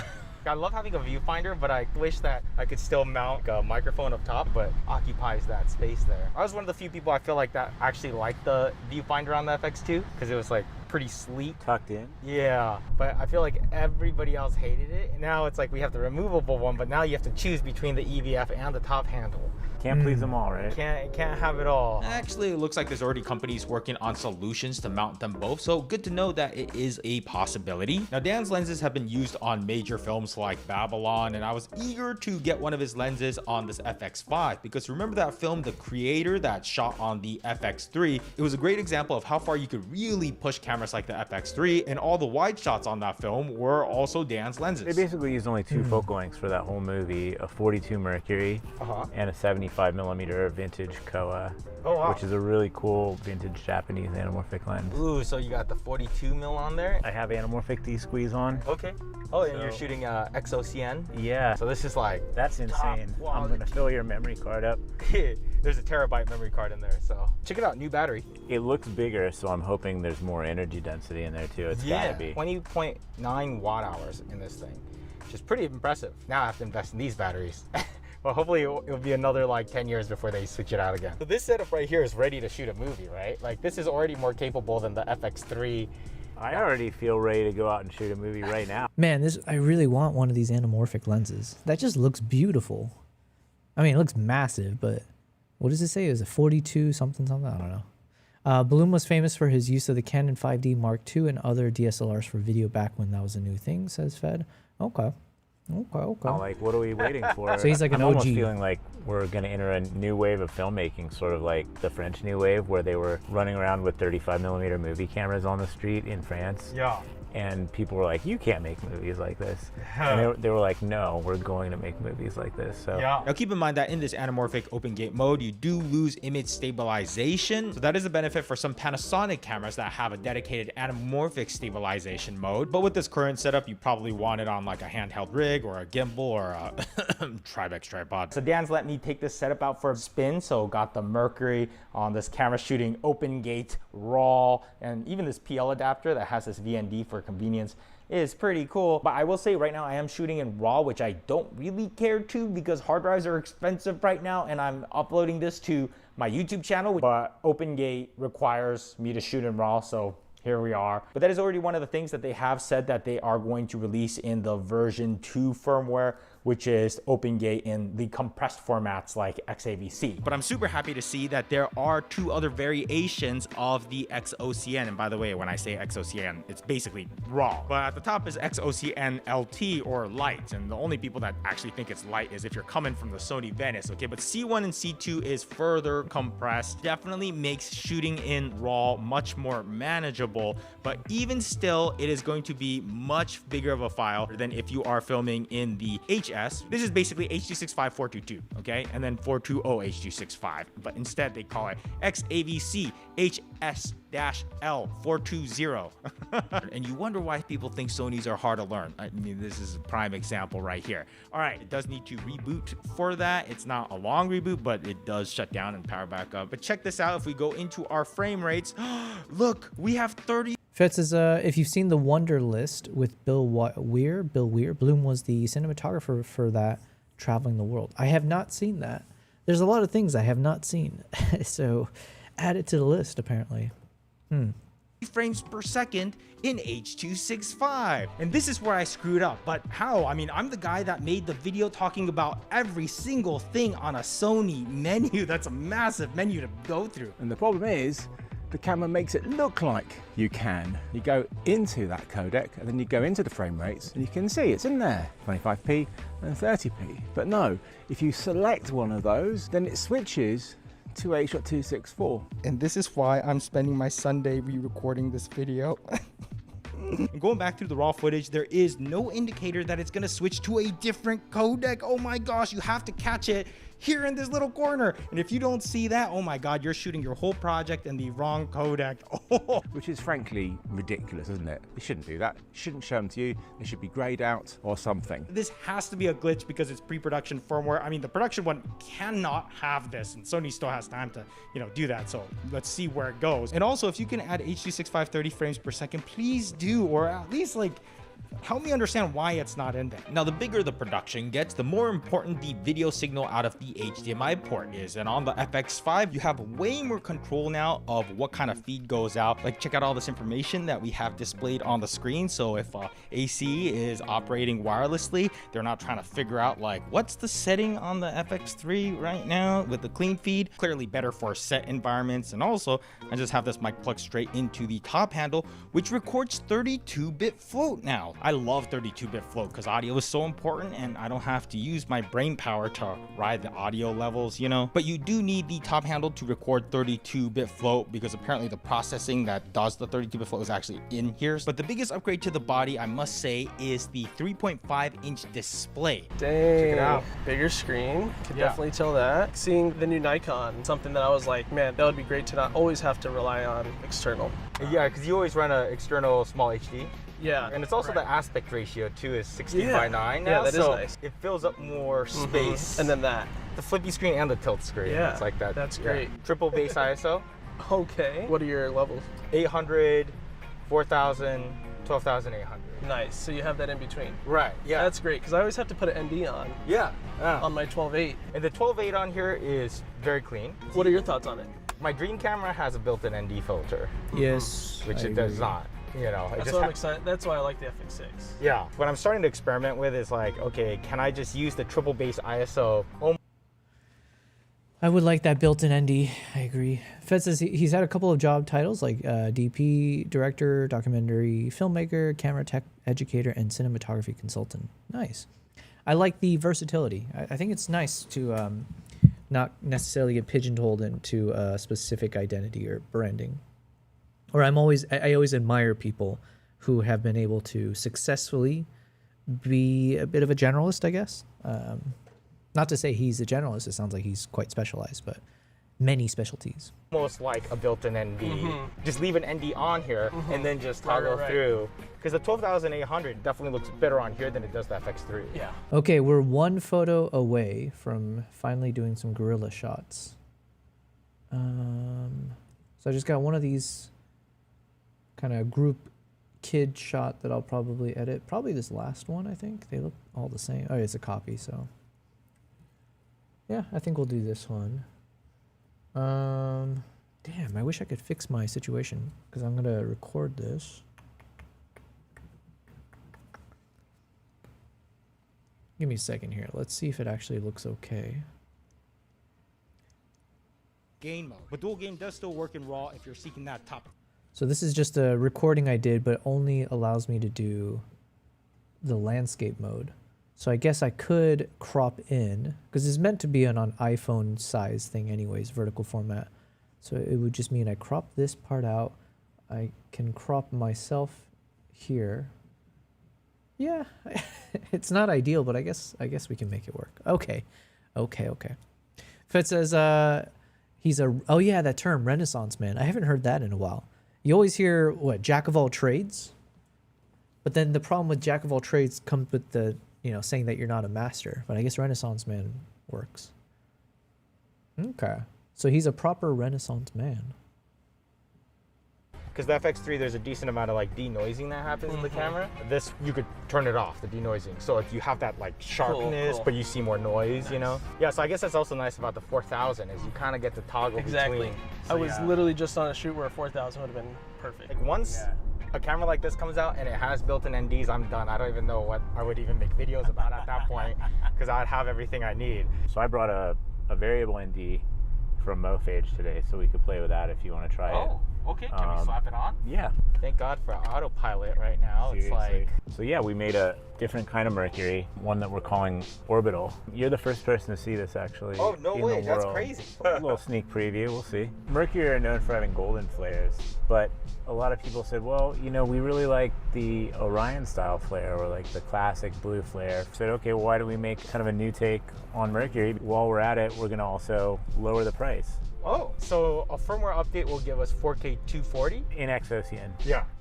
Not yet. Bro. It's part of the next update. There's also this new type of clear image zoom, so I'm all the way out wide, and by the time I zoom the lens in, my clear image zoom is already engaged. So it feels like one fluid motion. Opposed to if I go back to optical zoom priority, I'm at 200, and I go to 600, and then I have to engage that digital zoom separately. I guess the downside of that though is if you only need to zoom halfway, like at 400, you're unnecessarily using a digital zoom there. But it just feels nice to just be able to just go boom and not have to remember to engage this secondary clear image zoom up here. This pelican scratching its neck while flying, that's cool. Oh, hi squirrel. Oh my God, someone's been feeding you too much. Now I just need to be able to dial in my settings faster through the Sony menu. So the new menu system on this camera, I wanna say it's pretty good, but I'm on day 6 of using this camera every single day now.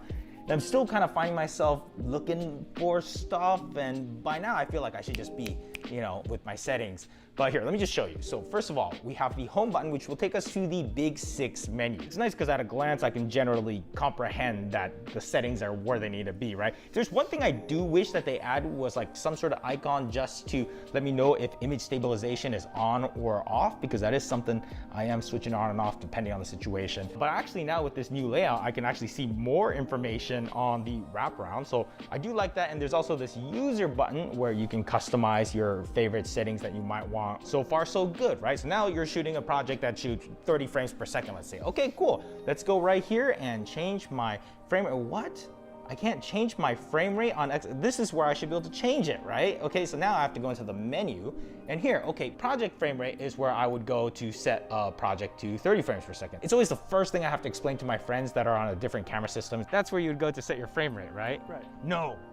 Incorrect. So what the f is FPS then? In a lot of cameras, it would basically be the slow and quick, where you shoot at maybe like 100 frames per second, but it'll play back at 24 frames per second. Honestly, it doesn't take too long to get used to that part, but okay, let's go into the menu here, and we have our project and cool monitoring. But this audio setting I actually really love because we have 4 channels and we can really independently control, you know, the audio levels for each channel and what is the source for each channel. Love that. Now, deep menu is when you long press the menu system, and oh, here we go. This is looking a little familiar. My hope is that spending a few more weeks with this camera, everything becomes intuitive, but as of right now, I'm constantly thinking, which one of the 4 menus do I have to go into to adjust my peaking settings or whatever, you know? Typically when I get a Sony camera now, I go through every single thing and make a note of all the ones that I think I will regularly be changing, and I save them all to like a favorites menu. But where is it on this camera? I mean, these are, I'm sure, very easy things for them to do in the firmware update. So hopefully they just give me like the star icon, the favorites at the top, and it's like,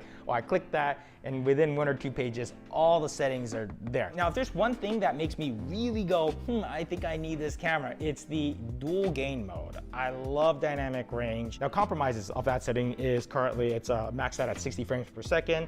Also, you have to be at the base of 800 ISO. And then third, it does slow down the readout speed of the sensor. But honestly, like for me, if I had to choose between fast readout speed or more dynamic range, 99.999% of the time I would choose better dynamic range. Like the only time I can think of where rolling shutter was ever like a realistic issue for me was I was shooting like this thing for Lexus. We were doing this tracking shot and I see these foreground railings kind of skewed a little bit. And of course, if I'm ever doing a Quentin Tarantino whip pan, but the amount of times where I was like, I wish that this window wasn't blown out, or I wish there wasn't this dark ass pocket in this corner every day. But basically, I think I almost always want to just be on this dual game mode to get that dynamic range unless I need to go to a higher base. I like to program it so I just press the ISO button and it switches me between the 3 bases.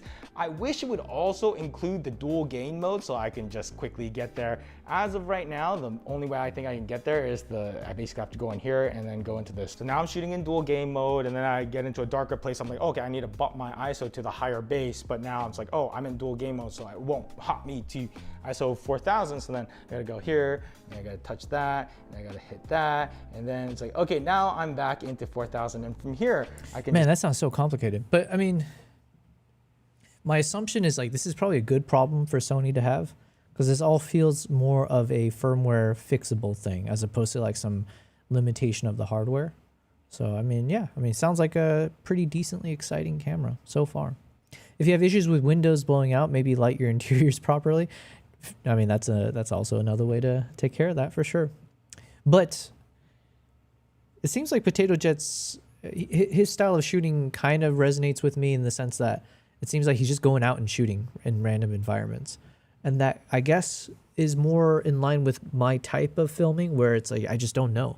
I mean, not to say I would never call myself a proper filmmaker, but the types of videos that I shoot, you know, for myself tends to be random country, random moments. So a camera that can be very adaptable to my environment is like a huge plus for sure. Okay, we have edited the shot. I'm happy with this. And then let me just do the kind of the before and after version. So we reset everything and no cropping on that one. Dang it.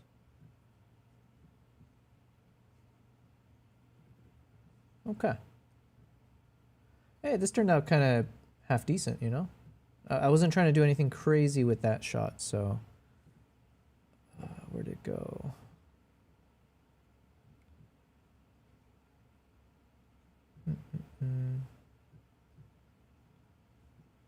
There it is. There you are. Okay, so we got our before, and then we got our after. Not bad at all, you know? Although, actually, I gotta make some changes. I think their teeth and the eyes are a little too red. So let me make that change, and then we're good to go on this one. Potato Jet needs more dynamic range to shoot his camera reviews, yeah. You need to do that anyway if you want the interiors to look nice. Yep. It's very quickly toggle between my different bases, and when I'm back at 800, it's like, okay, now I just want to be back in dual gain mode. Even if it was just possible to just like program one of the buttons to toggle dual gain on and off, I would love that. I'm sure this is easy for Sony to do in one of the firmware updates. It is officially time for me to return this camera. Yo, kind of a cool feature. I didn't know Lightroom could do this because I don't necessarily do a lot of like photo shoots or people portrait stuff.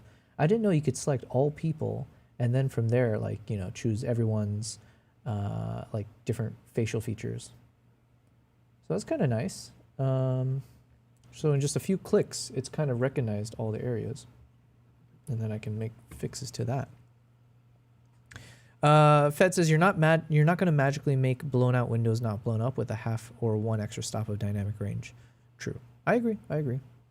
Internet Terran says, what are the deal breakers for the camera if there's any? There is no dedicated photo mode, so if taking raw photos is super important to you, it's probably not the camera for you. There is no dedicated shutter in here. And another thing I complain about is that you still can't scrub during playback. So if you have a really long clip, you can't just like skip to the middle yet. When Canon does that, Nikon does that, Panasonic does that, your phone does that. No 30 frames per second in H.265. Like, I demand answers from Sony. Like, how the heck do we not? Don't tell me it's a technical issue. You're Sony. Like, you could do, obviously you could do it if you wanted to. I'm about to become a conspiracy theorist. Like, I know they sell a bunch of sensors to other camera brands, so do they have like some sort of agreement going like, well, okay, we are gonna focus on putting like super powered 16-bit RAW in our camera so you could go shoot a movie with it, but you know, we'll leave out the H.265 so that you could still sell your cameras to like creators and you could focus on that market or something. I don't know. If I ever get an official answer from Sony, I will make sure I put it in the description. Now, I definitely don't want to take away from the incredible RAW capabilities of the FX5, but let's say you're used to shooting on H.265 and then you're like, I think I'm gonna just start shooting everything on RAW.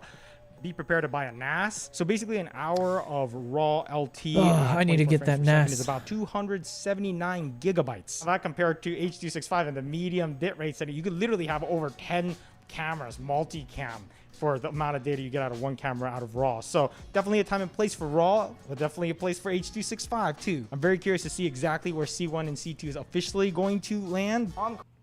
Okay, I'm on Gorillas now.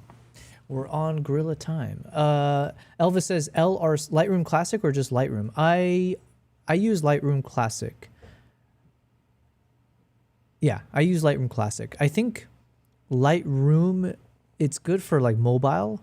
I think I used it on my mobile sometimes. But generally speaking, Lightroom Classic is the one I use. I wouldn't be able to tell you if one is more powerful than the other, or if it's mainly just like, you know, user preference, where the Classic was the classic.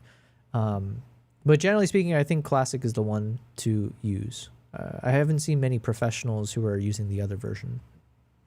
And then Elvis is asking, what is NAS? I always forget what it's called. It stands for what? Network. I want to say it stands for Network Attached Storage, but I'm probably also just making stuff up.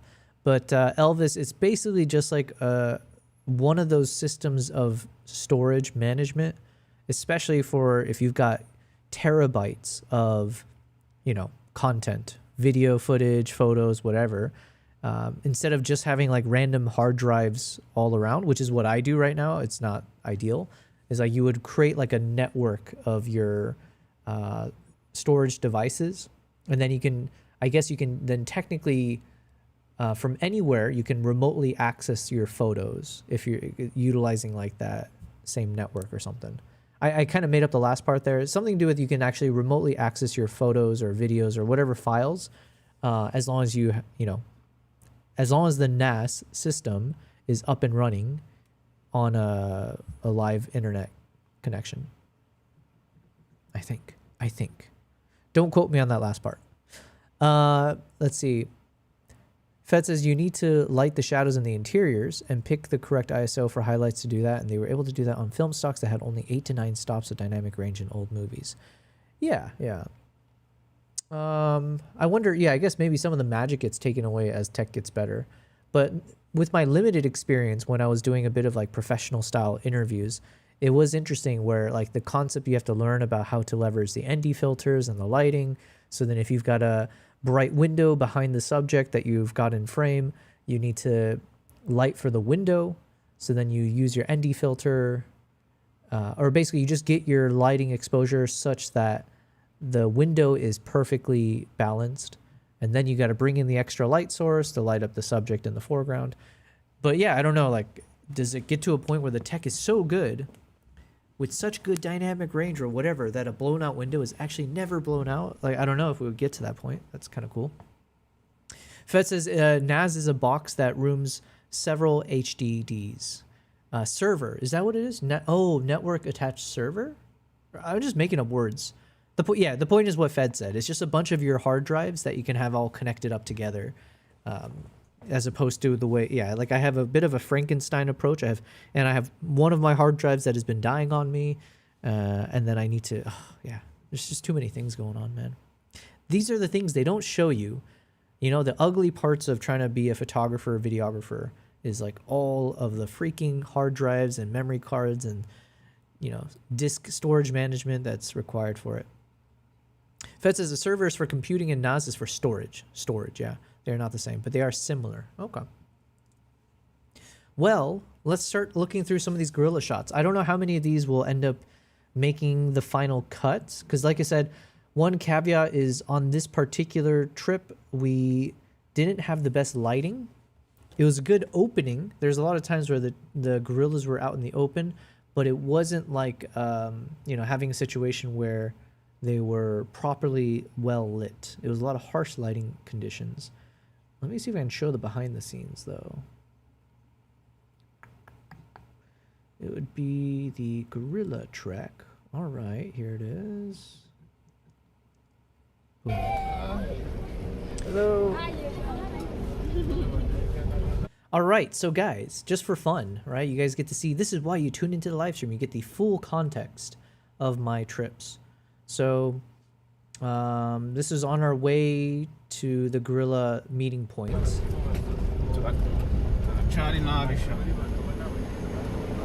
So I was just filming with the Osmo Nano on my hat.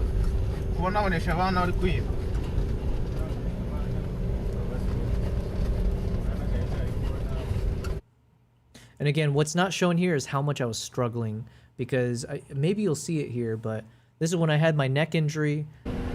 So the entire back of my neck, I rigged up a system so that I could protect the back of my neck without it chafing and rubbing up against my my shirt or the vest that I was wearing. I was trying my best to keep it protected, but I only made it worse, to be honest. But these are the views. They build on the same type of idea, but do different jobs.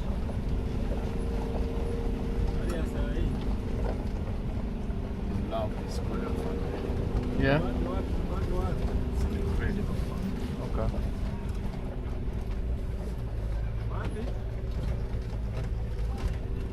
So you can see a little bit of my rig. So I've got my Nikon ZR with the shotgun mic, and then off to the side I had one of those Tilta arms to attach the Osmo 360. Is that a tsetse fly protective sweater? Man, there's nothing that will protect you against tsetse flies. They are the worst. They are the bane of my existence. If I had one mortal enemy in the animal kingdom, it's either flies or tsetses. Mosquitoes aren't even that bad compared to tsetses. Horseflies were also really painful, but the tsetses are everywhere, and there's just nothing. They just don't give a flying. You know, they're just like, they'll get in however they can.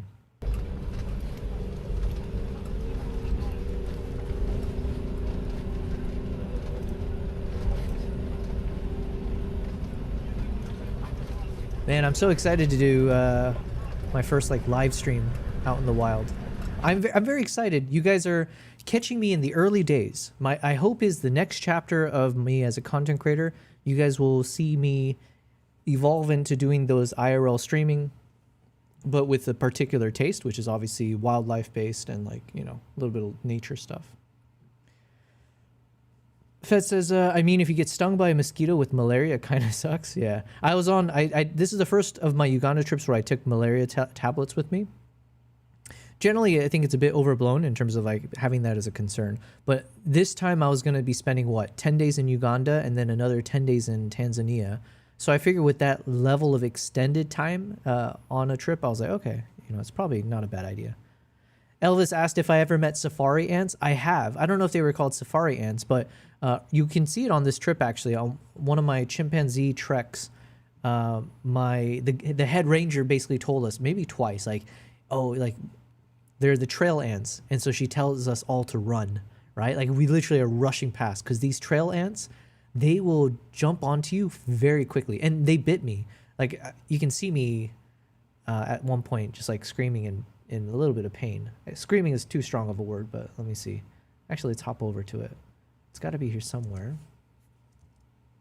Chimp is right there.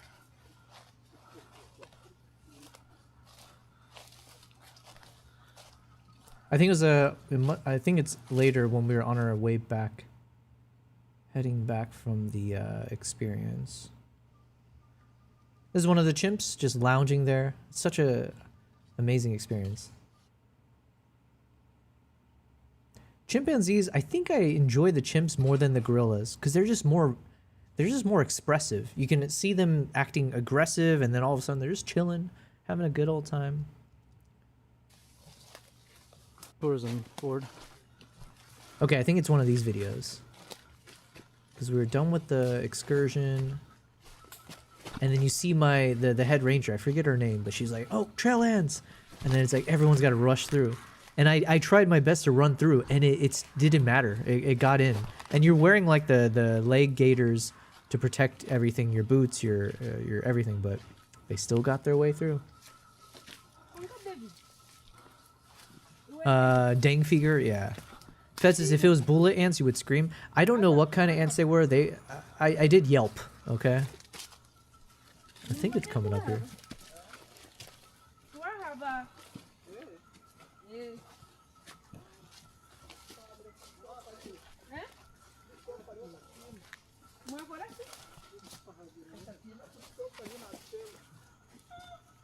Yo, you know how tough of a skill this is? I'm gonna build up some hubris here. Trying to like walk and film in the forest like this, it ain't easy. It's probably why I let the ants get to me, honestly. But especially when I'm like chasing after the chimp, it's like, oh, it's another level.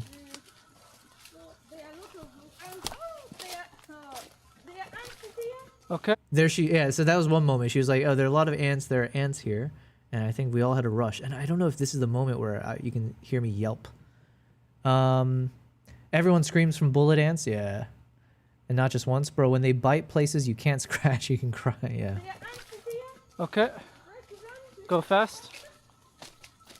So then this is where she's like, rush. But I swear, I still got something. Yeah, this was not my day. Because what? I got the Nairobi fly. Did they get you? I got the Nairobi fly that burned my neck. And I got some of the, whatever, painful ants. I think they just call them trail ants. I don't know.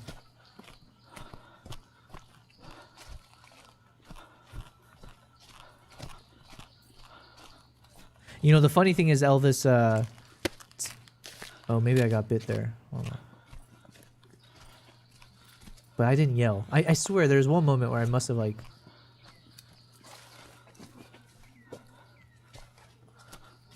the pants that I was wearing, Elvis, it's like meant for this type of stuff.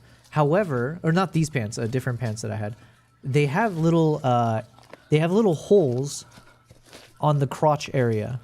You know, just like it's like for ventilation. They have these little tiny little holes built in, like sewn into your crotch. Which on paper is great, right? Or it's great for a lot of, you know, different reasons when you're doing like very hot and sweaty stuff. Is the Uganda Wildlife Authority the same as the tourism board? Yeah, tourism board, Uganda Wildlife Authority. Ooh. Work together. Yeah. Oh yeah, here it is. Here it is.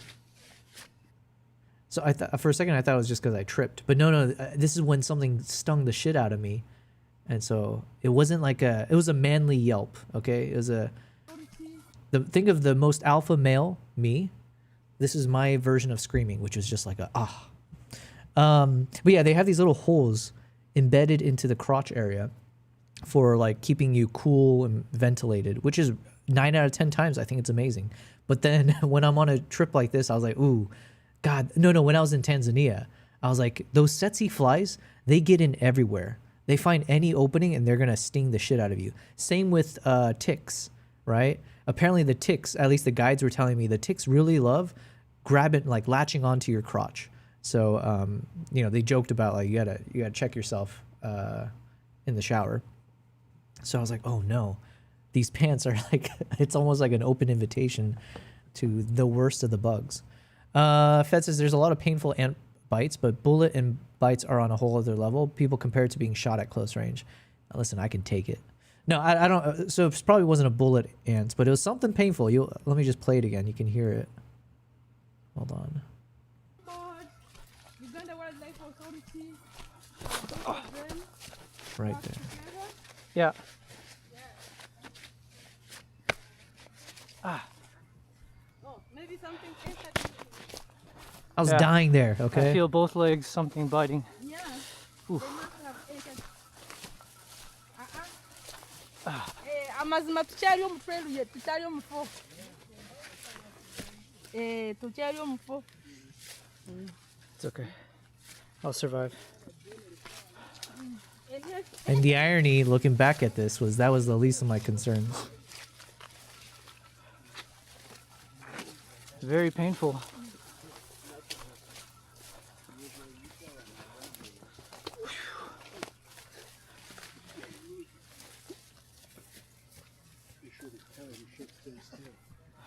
And the thing is, like, when you're on these treks, you don't think about it. But imagine if we were chasing after a chimp. I would be so distracted by trying to film the chimp that you don't think about the trail ants or anything else. So it's like, or even like running into spiders and stuff like that. So your brain shuts off to some of those things when you're in the moment, which is a good thing because it's a nice little defense mechanism from freaking out over your environment. But that's also how I end up, you know, getting a Nairobi fly and whatever else.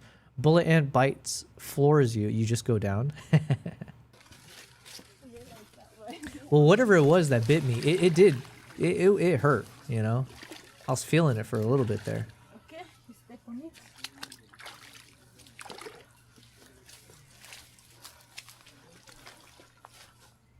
Need up. Use the. Oops. You're good. I forgot it was a bit deep. Yeah. From this angle, it looked like shallow. No,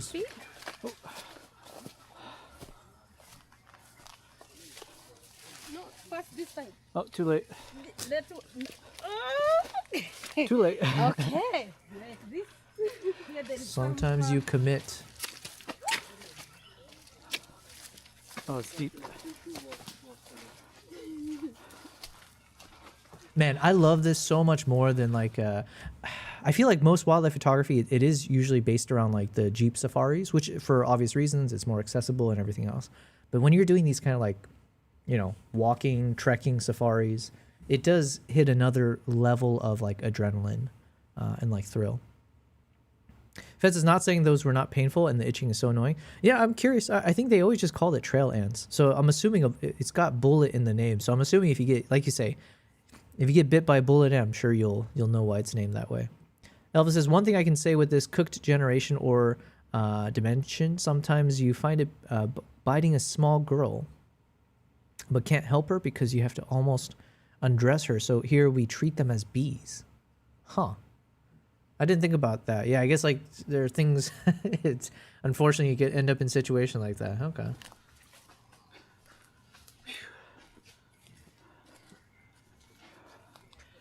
I feel something biting. What is it? I had something on my neck.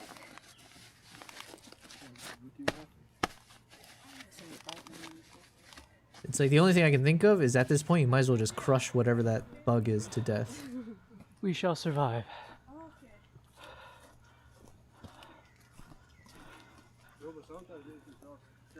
So anyways, a little behind the scenes of that.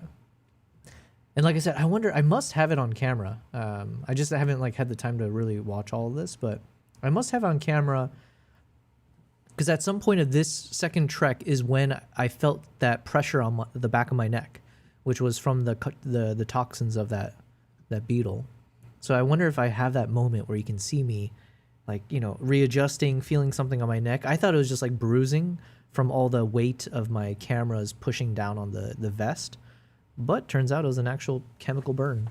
Yo, we got Cyronis in the chat saying what's up and getting attacked. Yeah, I got whatever it was. It wasn't pleasant. Let's just say that. How's it going, Cyronius? Oh, Cyronius, how's the backpack setup going? I got some confirmation from my contact. Most likely, we're going to be looking at November, the beginning of November, to do the wildlife IRL live stream concept. There's a chance, still TBD, maybe I'll be coming to the States before then, maybe not. But either ways, I'm curious. Maybe we'll catch up off stream, but hopefully all that tech stuff in the build out isn't causing any hassles. And you let me know, man, if there's anything I need to do in addition. Fed says, yeah, now you're going to let the girl be in agony until a woman arrives 2 hours later to help her. You know what? This is why I'm not a doctor. Okay. I don't think I can handle all that. I'm assuming as a doctor, that's probably, you probably have a whole ass class that you have to take going through all these like ethical conundrums of like, what do you do in a situation like this and that? I'm like, oh, yeah. Anywho, we are finally on gorillas. I think we've seen most, you know what? Thank you, Potato Jet, as always. Let's watch another video now. What do we got on the docket? When you and your boy, Cyronius, since you're here, because I think you're the one who introduced me to this guy. I saw the GX Ace made a video recently with someone named Ash Thorpe called When You and Your Boy Go Take Pictures at the Lake in 2028, shot on IMAX. Now, as a budding YouTuber, okay, who's almost at 10K subs, we are just, I think, like 2 or 3 people away from hitting 10K. But as someone is getting into the game, I wonder, a title like this, right? When you and your boy go take pictures at the lake in 2028. I don't know if you guys can see it. Hold on, let me just bring it over. When I see a title like this, I'm like, is this really the best SEO, impactful, discoverability, etc. title? Or can you only get away with this once you're a GX ace level or someone, you know, who's got a, you know, big enough following? And also, I just don't know, like, how, I'm assuming titles are incredibly important, but to what extent? And is it just better to do something that sounds so casual like this? You know, all lowercase except for IMAX, and it's just like a long ass sentence. Anyways, sorry, random thoughts here because like I need to know how to always be better at YouTube and also need to know what works for YouTube algorithms. But it's like, damn, really? You just that's your YouTube title? Okay. Elvis said, oh, sorry, Cyrena says, going well. I just designed the housing for a power delivery trigger last night. Oh, snap. Damn, that sounds crazy, man. Elvis says, aerobic fly in hot and humid areas can mess a melanin skin. One can think it's life-threatening. Oh, okay. What's an aerobic fly? Oh, wait, is that the same thing I got hit with, the Nairobi fly? Because, like, when they said it's called the Nairobi fly, they were like, it's also called the narrow bee fly. It was like narrow bee fly. And it's not a fly. So it sounds like this might just have a bunch of names that sound the same. Despite its name, it is not a fly or a bee. It features a distinct red and black body, releases a potent toxic chemical called pederin when crushed on the skin, causing painful chemical burns and blisters. That was me. That's what happened to me. They do not bite or sting. Skin damage happens entirely when the insect is accidentally squashed or rubbed against the body. That is literally it. Contact with the toxin causes painful dermatitis, redness, and blistering within 24 to 48 hours. Yep. If it lands on you, gently blow it away or brush it off softly. Never smack or crush it against your skin. Okay. Immediately wash the area thoroughly with soap and water. I wonder if that would have helped me if I'd known in the moment. Apply cool compress. Seek medical advice for topical steroids. Yeah, it was terrible. Cyrena says, made the first test print and it actually fit perfectly first try. I might be getting better at the CAD. Damn, dude. That's, well, I'm happy to hear that. Fed says, even a male doctor can get in trouble nowadays. Yeah. Cyrena says, yes, not actually shot on IMAX. Great question. I assumed, yeah, I mean, come on. What, Fed's asking what's the title? Oh, yeah, that's the title we were on. Let's just bring it back. Where'd you go? When you and your boy go take pictures at the lake in 2028. Oh, also, that didn't even register to me. It says 2028. So yeah, obviously he's going with a style here or something. I think the content speaks more for itself than a title. Oh yeah, of course. That's what I'm saying. Like a GX ace, you know, from the little bit I've seen, he's clearly above, you know, he's the top of the game kind of a creative person. So at some point, it doesn't even matter what you make as your title because you don't have to rely on the YouTube algorithm at this point, right? You can just rely on people who know you for you, and you can rely on your content just being that damn good. So he could just have a title that said ... and I'm sure it would blow up just the same. Elvis says it has to have levels or hop on a trend. Fetz is too small to read. Oh yeah, sorry. Okay, we've already talked about it, so now let me go. You know what? We'll watch this full screen for a little bit because it is GX Ace, right? Aviator says YouTube's algorithm is broken. Your stuff should be naturally pushed out for the quality you deliver. It makes no sense. Their algorithm has to be bugged out. Yeah, I don't know. I think it's just one of those. You just got to be consistent at it and understand trends, whatnot. Okay, let's go. Let's see a bit of this on full screen. Remember, guys, this is shot in 2028 on IMAX. Oh, sorry. I'm going to be autistically on this as well. I'm always curious how any filmmaker, YouTuber, how they start like their opening shots. Like, what do they do? So, and I'm trying to see if there's a pattern, what works best. So in this case, it's fully pitch black. He's doing the pillar boxing to mimic, I guess, like he said, that IMAX style. Soft music coming in as he fades in, right?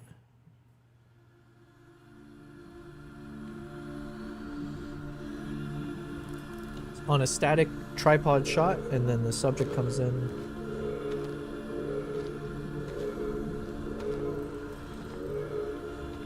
And it looks like he just kept the focus stuck on the background.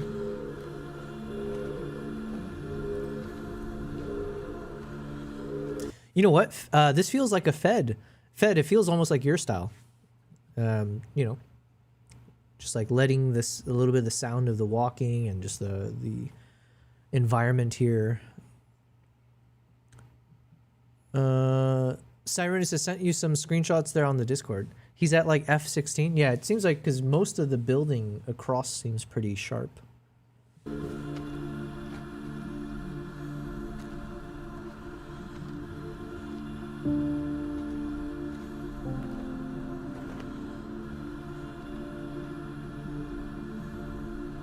let me pause the...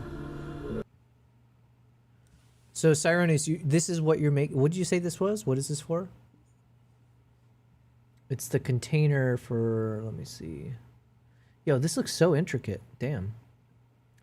Interface connection effect. So this houses whatever it's like red and blue pins you pointed out. Man. Cyronis, are you like a IQ 150 kind of person? Are you like a secret genius, man? I don't know how. I don't know how you guys do these things. It's amazing. I say this as in the most positive way possible. Like, damn. Fetz is similar. He has a condition that makes it difficult to use his hands. Oh, GX Ace. Okay, hold on. Let me read that. So Siren says he has a condition that makes it difficult to use his hands. So manual focus and handheld work can be challenging. Okay. And you said this is for a power delivery trigger. Oh, nice, nice. Fetz is definitely a type of shot I would do and let it run that long too. Yeah. Type C to DC power. Never took a test for how big brain I am.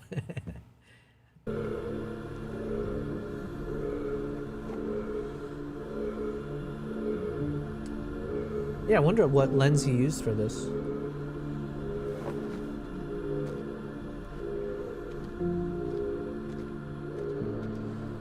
So if I understand, this is the benefit of having an open gate camera or sensor. So then you could just shoot this fully without having to do a lot of weird cropping and stuff.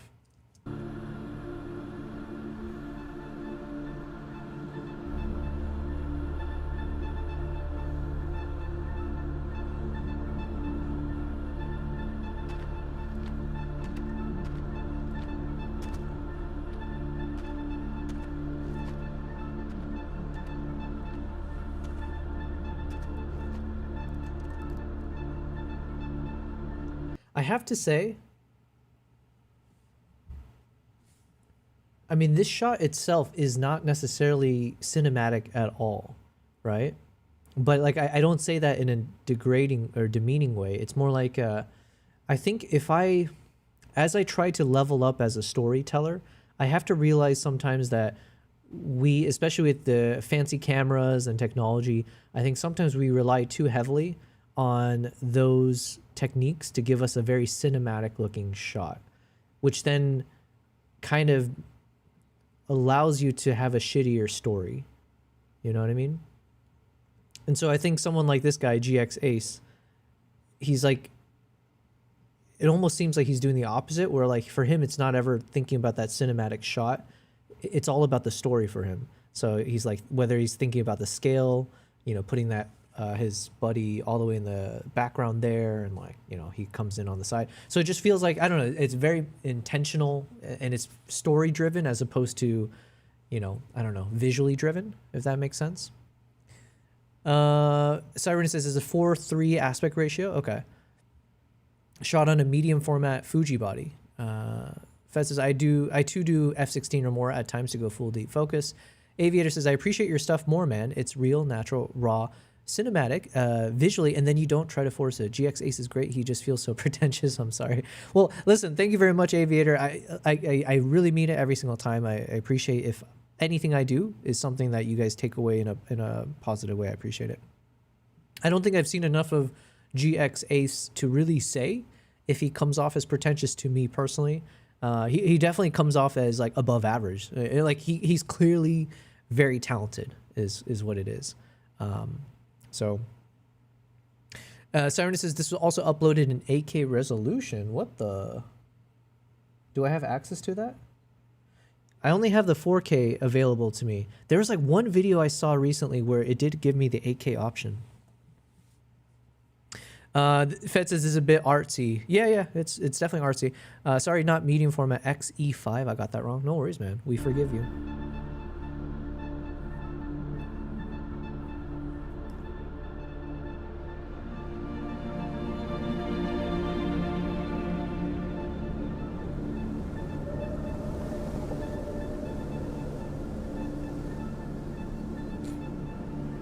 This is a whole other ball game for me, man. Because I've literally only shot in that 16:9. I don't think have I ever shot in 3:2 even. I'm trying to think with like the Nikon cameras that I've got. I think generally speaking it's 16:9. So to be honest with you, I don't have a single time ever where I could ever say that, you know, looking through the camera, I see a framing that's more like this, like a 4:3 or anything like that. Which is again showing me how limited my journey so far has been in terms of like learning filmmaking, because like even just to have this option and seeing this on the back of your camera or through the viewfinder, I'm assuming it just opens up a whole other opportunity of like, you know, potential storytelling.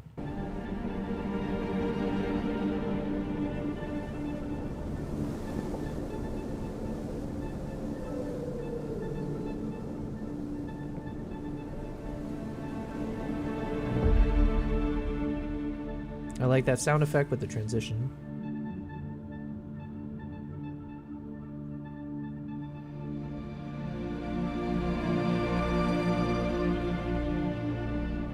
What am I? Is this a drone shot? I can't know what's going on here.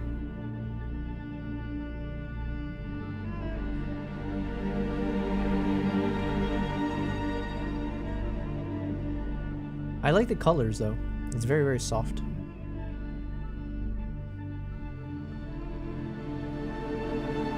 Also, where is this? Fed says it might be because you're streaming, you don't get the 8K option. Oh, okay. No, I one of the recent streams I'm saying we were watching a video and there was an 8K option here. Nice shot. I did some shots like this in the wastelands of Torre Vieja at sundown in September. Nice. Sarah says I've been rewatching the Star Trek Enterprise TV series. It was shot on 35mm film in 4:3. I don't think I've seen any of this old school Star Trek. I was wanting to rewatch Battlestar Galactica, which has nothing to do with Star Trek, but like, I don't know when Battlestar Galactica came out, but that was really fun to watch.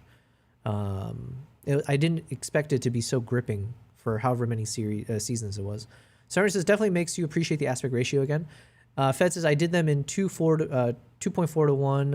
It gets me angry that your stuff. Aviator says it gets me angry that your stuff isn't pushed out, but stuff like this is. It's nice, but your stuff is way beyond another level. Hell's yeah, man. Listen, hold on to that anger and fuel it into I don't know, continuing to watch my content, I guess. But no, listen, thanks, man. But I really like this stuff though. The reason I'm liking this so far. It is very artsy. So there could be a little bit of this like bias built in that you know you're about to watch something very artsy. So without that premise, maybe you would look at this and like it feels so random, or it's like, oh, these shots aren't even that good on its own. But then I'm now trying to watch it from like what's the bigger story behind it? And I think he's built enough credibility to lend that patience, I guess. Fed's asking, is this channel big? I don't know. I guess we can check. I just know when Cyronius, I think you're the one who first showed me one of his videos, but when we watched it, it was like super impressive. How come I can't go to his channel? Oh, it's an image? What the freak? There we go. That's some buggy. Yeah, 270,000 subs, 80 videos. That's crazy. He's only got 80 videos. Oh, man.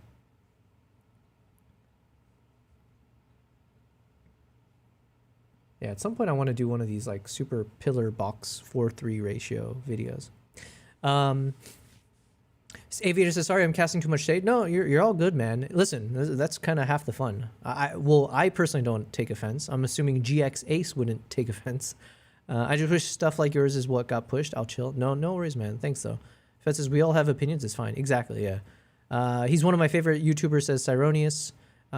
This is very niche, so a lot of people are not going to like it. That is very true. Yeah, you can't please everyone, and clearly it's like it's at its own pace, especially now that I'm pausing it so often. Siren says it makes you think more about storytelling and photography for sure. Yeah, that's what I'm saying. I think it's making me think more about what does it take to, you know, tell a good story. How do you get someone from point A to Z? I appreciate the shots, but I don't need him to be in them. Oh, is this him? I just assumed. Oh yeah, I assumed it was him and his friend or something. Siren says his latest videos dive deep into a new rangefinder camera that a company developed, and he takes it apart. Gotcha. Ooh, sorry, I'm gonna keep pausing. But one thing I took note of mentally for myself is a lot of these videos that I see that I really like, they tend to be static tripod fixed shots or whatever they're called, right? It's just like static footage, or is static the right word? It's just like locked off shots. Whereas I have a tendency from the way that I was shooting to always be on the move. So the camera's always moving. I'm, you know, like it's just, there's a lot of motion behind the camera. And I think, I mean, you know, maybe it's for the genre that I shoot, it makes sense. But if I'm trying to be more artistic, it feels like I need to also focus on doing these types of like, just put it on a tripod or a monopod and let the environment do the motion for you.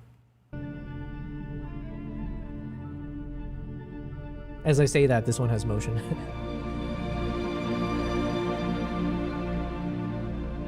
Oh, another note, I guess. I'll just keep letting it play.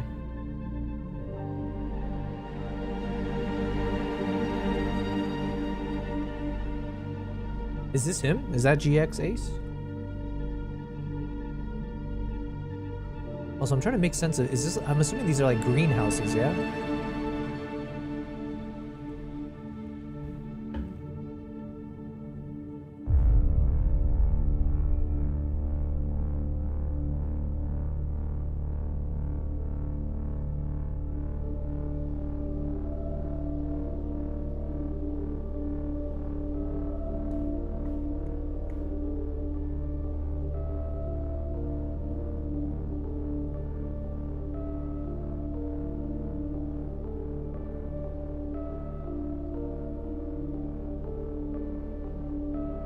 One thing, yeah, we haven't even heard his voice throughout all of this, which is nice because like I said, there's a lot of photos that I've taken recently that I'm trying to figure out how to put into YouTube videos.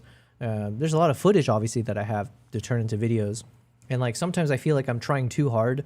Like the video has to have like a really good premise, and like everything has to be super punchy and impactful. And I think for me, where I am at my stage, I feel like I have to do more quantity over quality if I have to prioritize.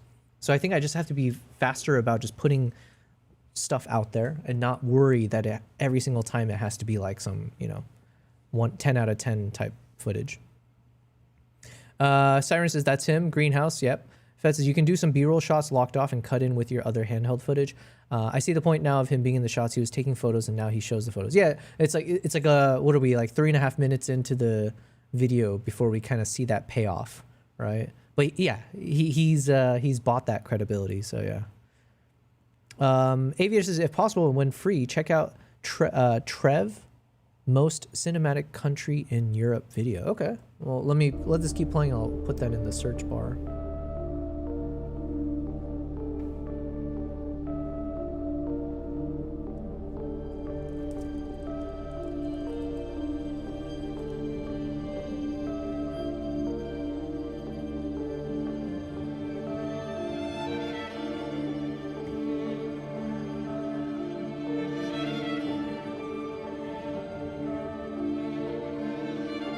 I'm curious how he got these shots. So did he like put whatever camera he's using onto a drone, I guess? Oh yeah. Also, this shot is very trippy. What is he doing? It feels like it's not parallax. Is it parallax? There's like a feeling of like a bit of distortion as like the frames move past.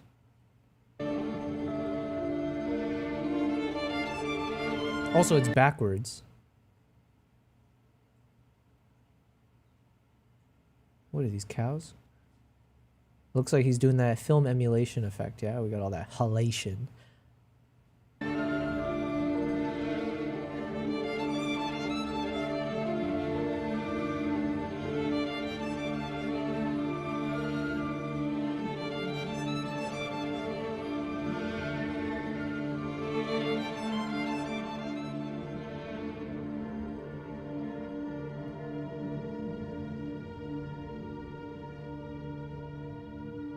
I mean, some of these shots definitely feel like something you could see in a movie, like on an IMAX screen. It could be like a Christopher Nolan movie type thing. It's like very trippy. Fed says a lot of photography channels do this, but they will often talk to the locked off camera and do the endless walk to and from the locked off camera. Okay. Well, some of the upcoming videos I'm trying to work on, most likely, I've been doing a bit of this kind of photo montage style. Some I'm doing with just photos and a soundtrack. The upcoming ones, because it's about the lenses that I use, I'm most likely just going to do voiceover and then some of the photos I took with that lens. So yeah, I'm trying different things, but...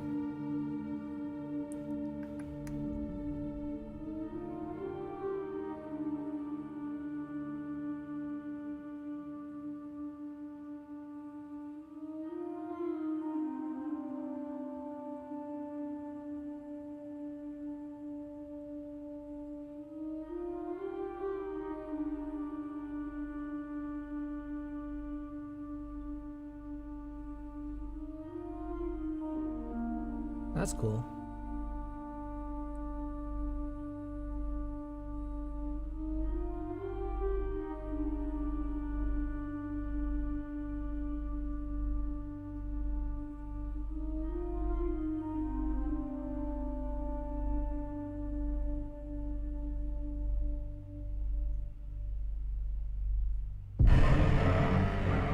Ooh, that was trippy. That was very, very eerie. I liked it.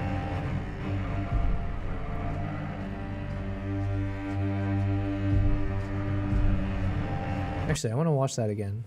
Do you think that was intentional in the sense like he physically made the transition effect? It seems like it, right? It seems like he did a physical little motion with the camera, maybe. So this is my guess. Is maybe he did that intentionally, knowing that it was going to be used as a transition. But then again, in this day and age, I feel like that could totally be like a digital effect. You know, there's so much crazy FX stuff that you can do that maybe it was just like a transition effect you put in there. But with the soundtrack and everything, that moment definitely slapped. And now he's adding motion to the camera. Everything's picking up pace. I like it.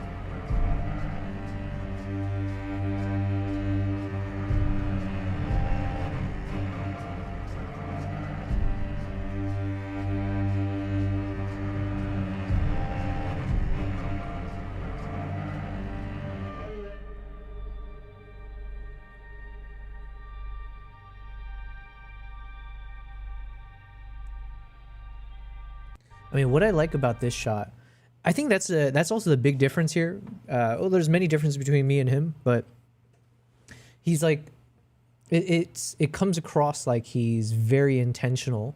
Like he had the foresight. He took this shot with knowing that's a shot that he wanted. That's kind of how it comes across to me because of like the amount of planning that looks like it requires. Because like, I'm assuming he told his buddy. I'm assuming this is not just a random car. I'm assuming it's theirs. But to get this shot meant that he had to be ready for it, and he told him to basically drive your truck, you know, kick up all this dust, and before the dust settles, I'm going to take the shot when you're at the edge of the frame. So I don't know. All of this sounds like, you know, seems like a shot that you can't just accidentally get. I don't know.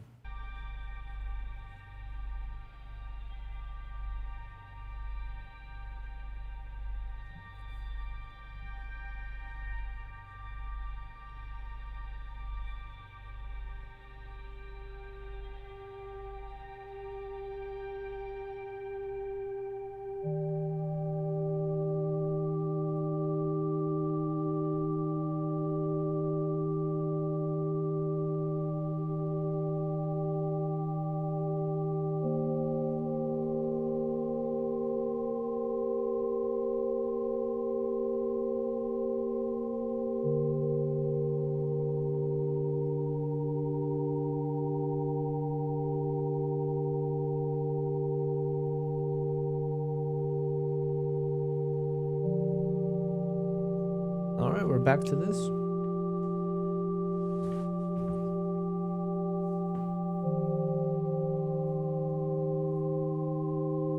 I wonder where he gets his music from. Just you and your boy on an adventure after the bubble bursts. Shot on the Fujifilm GFX Eterna 55 IMAX certified cinema camera. There's the, what do you call it? The clickbait. Ooh, I like that shot a lot.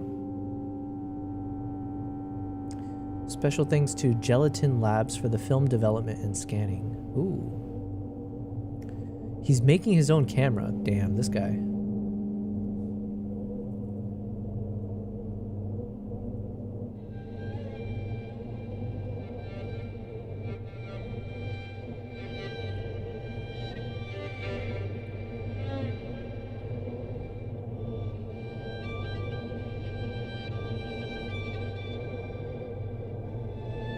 I just don't know what I'm looking at. Is this really the same greenhouse? Okay, so this whole time I thought those greenhouses were like abandoned, but maybe I was wrong.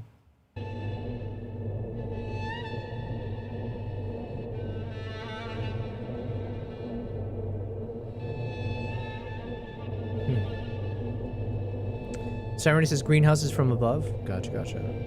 Okay, the rest of this I'm gonna play, but I just want to put it off to the side. I have to edit some photos, right? Lest I forget. I got work to do. Okay, so let me full screen it over here, but it's gonna be smaller on screen. Let's do some edits.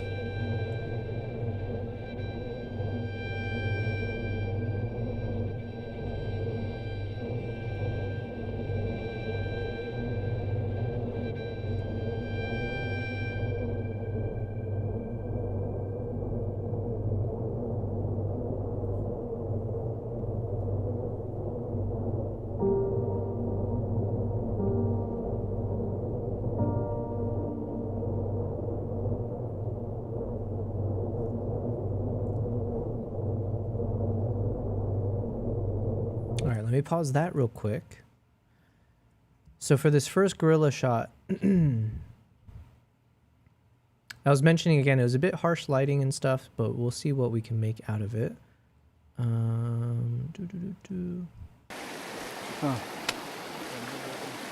Yeah. Oh yeah. It's right. Talk about an epic fail. So the gorillas were just crossing the river here, which obviously is super cool. It would have been great if I got it on a camera. So I was telling my my guest Dennis about it so he can position himself for the shot. So you can see right there that I'm assuming that's a silverback. You know, right there. Yeah, that is a silverback. Yeah, could I get? So silverback just on the river, right? Amazing shot. Now, if this was a trip just for myself, if I didn't have guests, I would have already been sat down trying to take the shots for what it's worth. But like I mentioned, this like for my guests. But there's a part of me that's like, oh man, I wish I was, you know, getting this particular shot right there. Oh my God, it would have been so cool to get this on camera. That silverback, eye level, crossing the river there. But yeah, these are the things, you know, like, you know, if you become a tour leader or whatever you want to call it, it's not for you anymore. But anyway, so then they were trying to get the shot. You can see the silverback continued to walk across there. And then here, I'm an idiot. So now the rest of the family is crossing the river. And I thought I started recording here. If you look at the camera, you'll notice I did not actually record.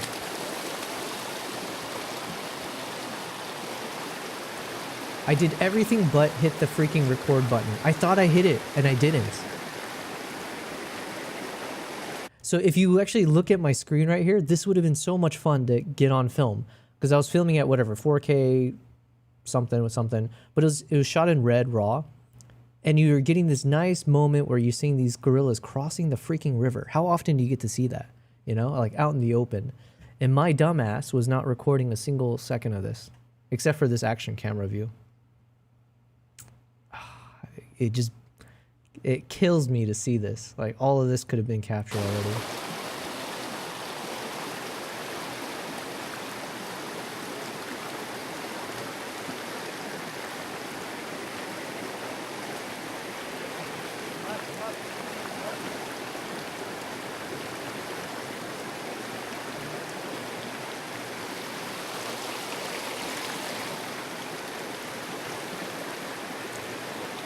And this is when I noticed, because basically I hit the record button again thinking I was ending the recording, but all I was doing was starting the recording.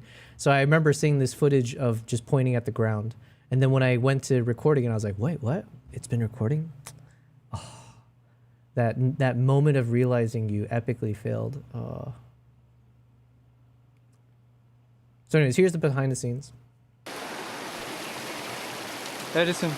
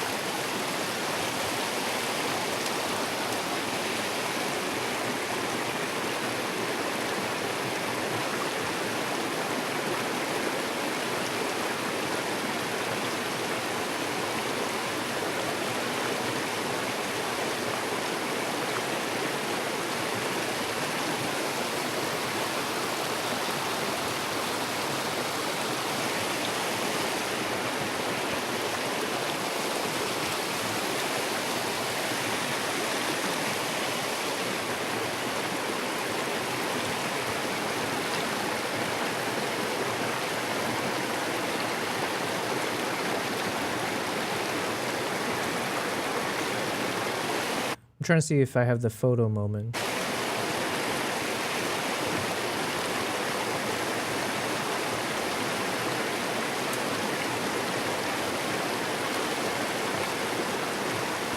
Yep, there it is, right there.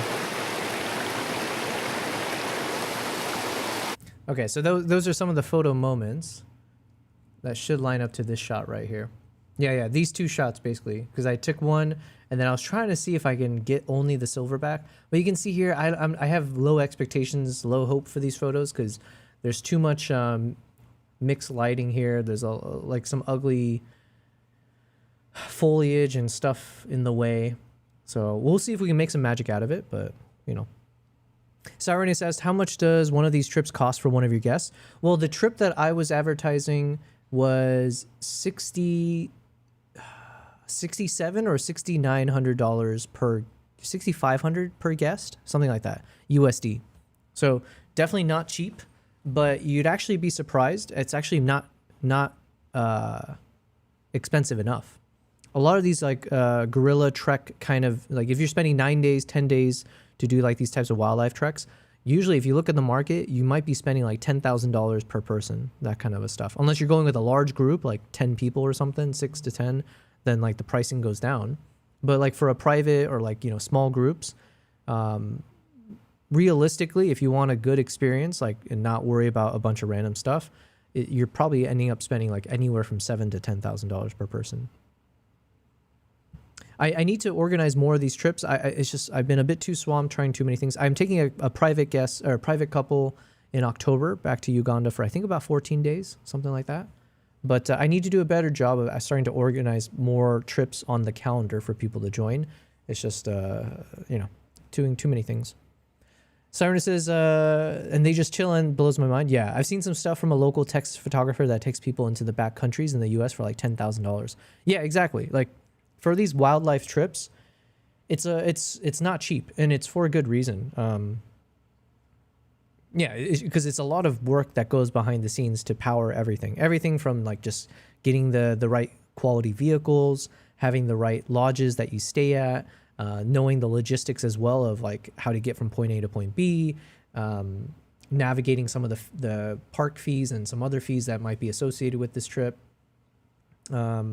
Obviously, then you got to deal with your visas and whatever else. There's like all these like paperwork stuff. Then there's the actual itinerary, like trying to actually figure out what is a proper itinerary curated for what you want, right?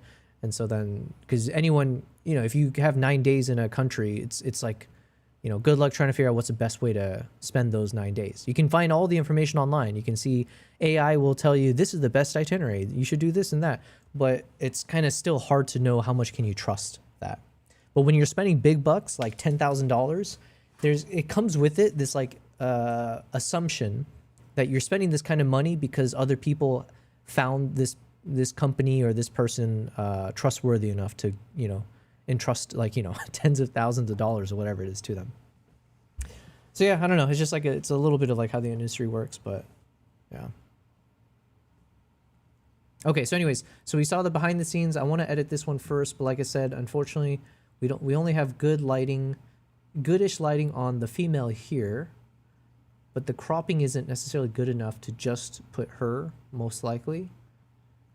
And the framing is meant to have both of them, and if not for this bad lighting on the face, maybe this could be useful. We're gonna try our best. Let's see if we can make some something out of this. Let's keep watching this video.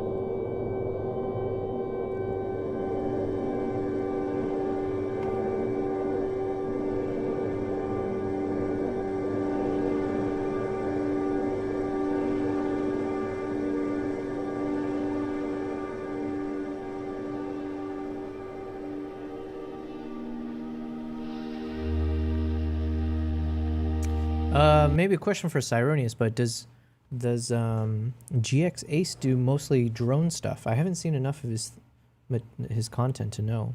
Well, it's pretty cool. I like it.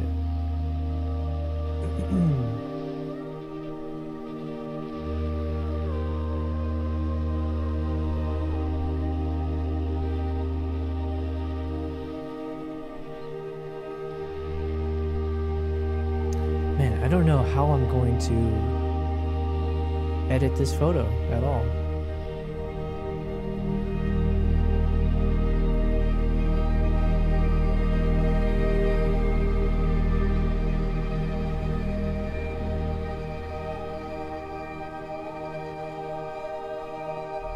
Also, like, what does GX Ace use for his sound design? I feel like he's got a really good ear for the sound, but I don't know.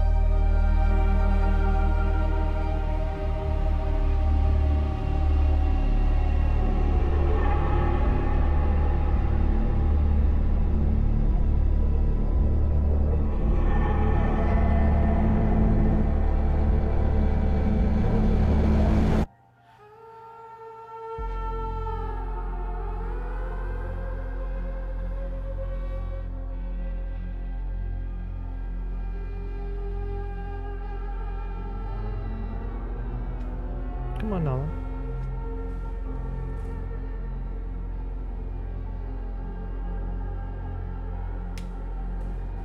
Ugh. Yo, what's happening, Cat and Candle?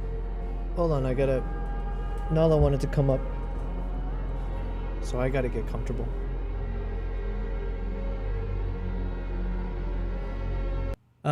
Cat and Candle, what's going on? Siren says he does a lot of different stuff. Drone, still, cinematography. He sources directly from artists. Gotcha.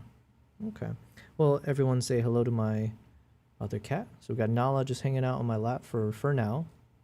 And then we got Kimbap doing his thing. All right, let's see. Are you comfortable? All right, we'll figure it out. But happy Tuesday, Cat and Candle. Good to have you on here. We're just doing some editing here. We're finally to some gorilla photos. But my first gorilla shot here is honestly going to be one of the toughest.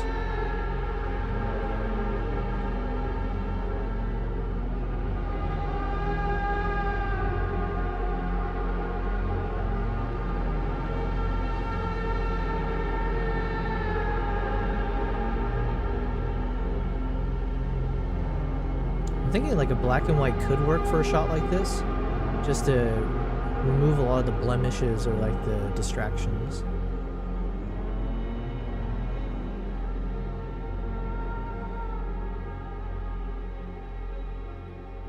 So I need something that will darken the background. And like, unfortunately, all this green, the leaves here and the plants here, it's so distracting. So yeah, leaning towards maybe I do need to go with like a black and white or darken everything else.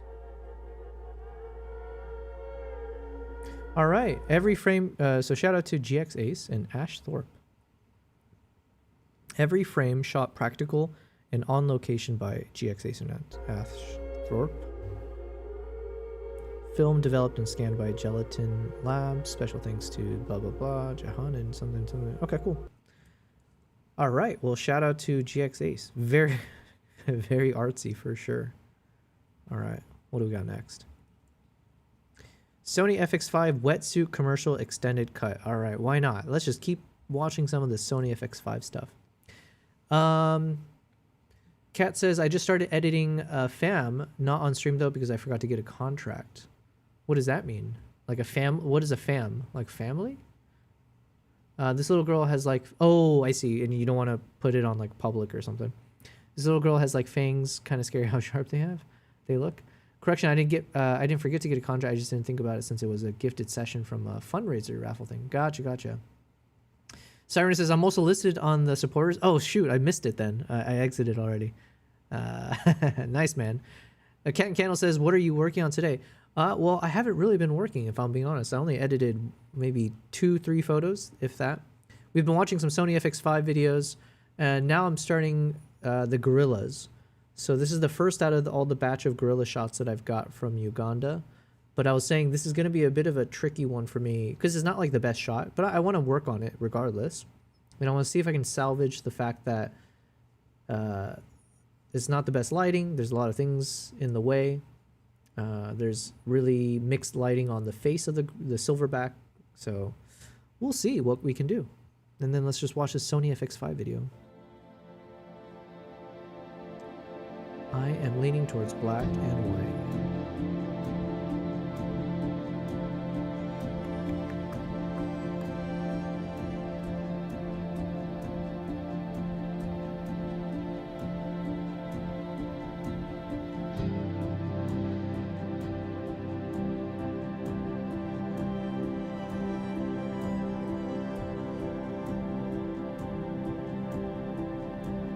I feel like these are some good shots here that I'm seeing.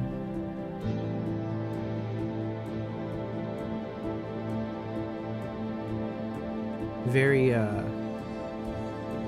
cinematic, dare I say.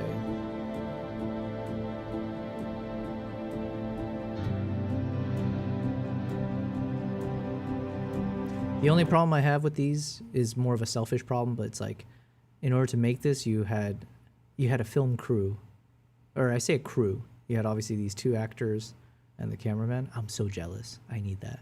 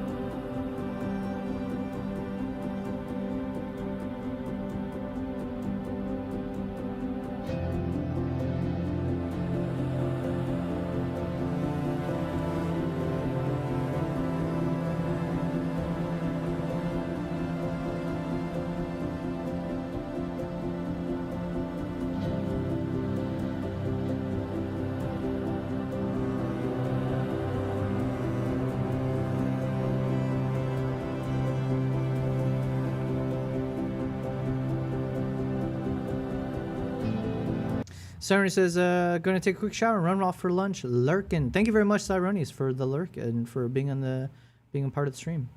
Fed says, if there's no actors, they had to go back to pick up the camera. Well, I mean, we saw, unless they have one of those dollies, I guess.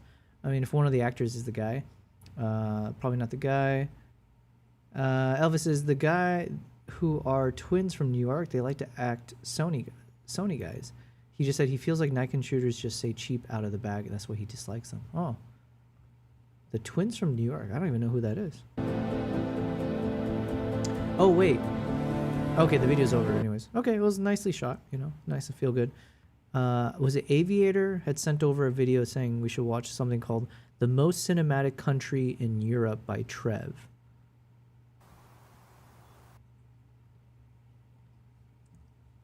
Okay, so we'll play this as I'm editing here.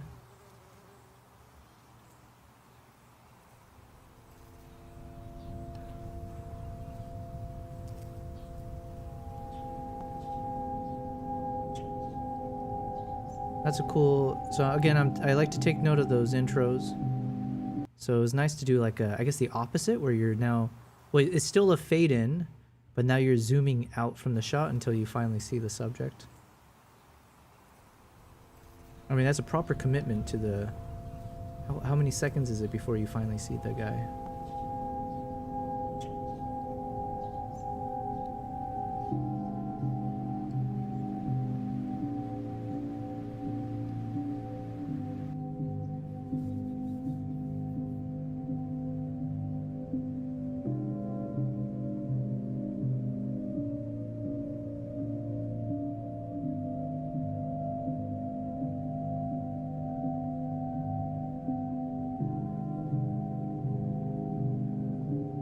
So far, it is very cinematic. I will give you that.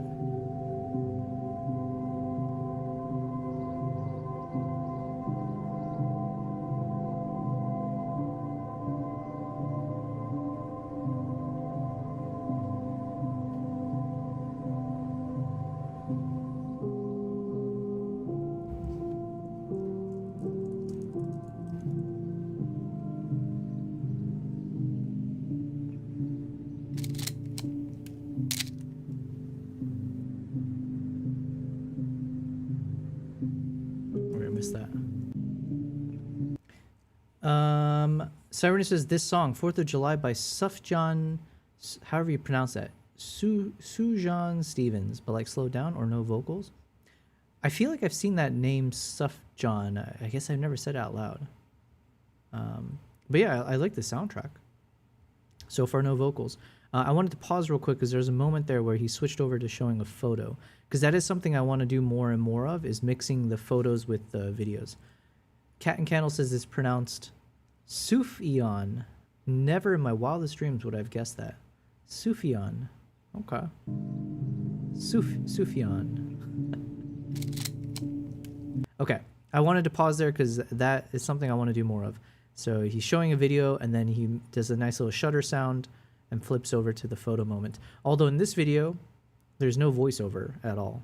And I think that's something I'm mixing in. I'm going to try to mix in a bit more of like actually adding some voiceover commentary about. And then I did it on the Munich video I posted on YouTube, but I've been enjoying showing like kind of like the before and after effect. So briefly you see the raw shot and then you see how I chose to edit it. This reminds me of Florian, the Black Magic ambassador. He shoots a lot of open gate in the Alps. He lives there. Oh man, jealous.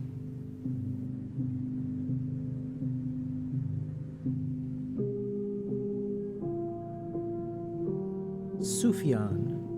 I mean, it's a very soothing song. Soothing for Sufjan.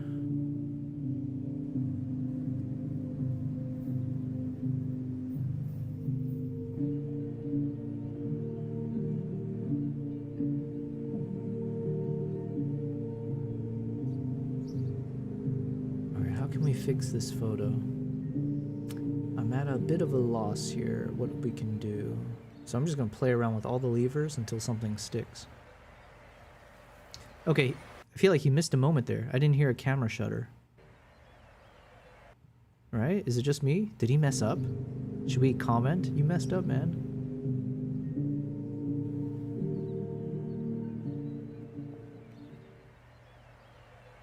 Yeah, I feel like there should have been a little camera shutter click sound. Cat and Candle says, I love their Christmas albums. Who, the Sufjan guy? Oh, I recognize this song.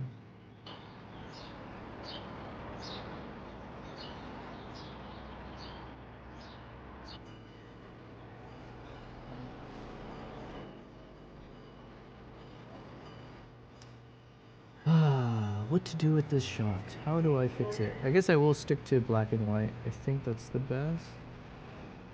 Yeah. Let's do black and white.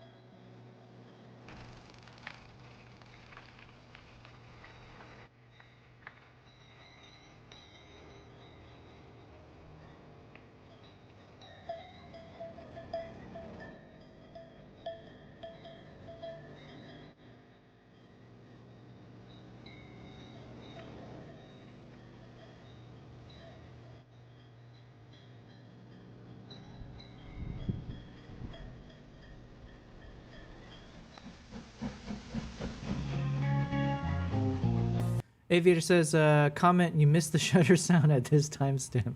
Yeah, I'm sure he would appreciate that.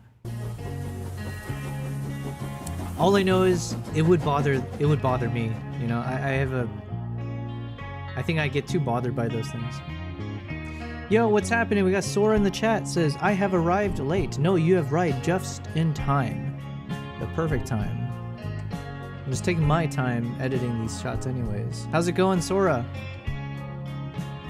Sora, did you also post a photo in the Discord? There's a few cool shots that people had posted.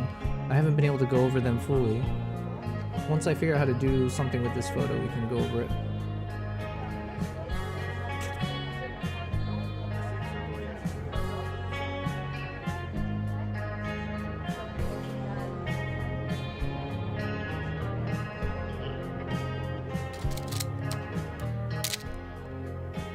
There's the shutter sound. Yeah, he did mess up.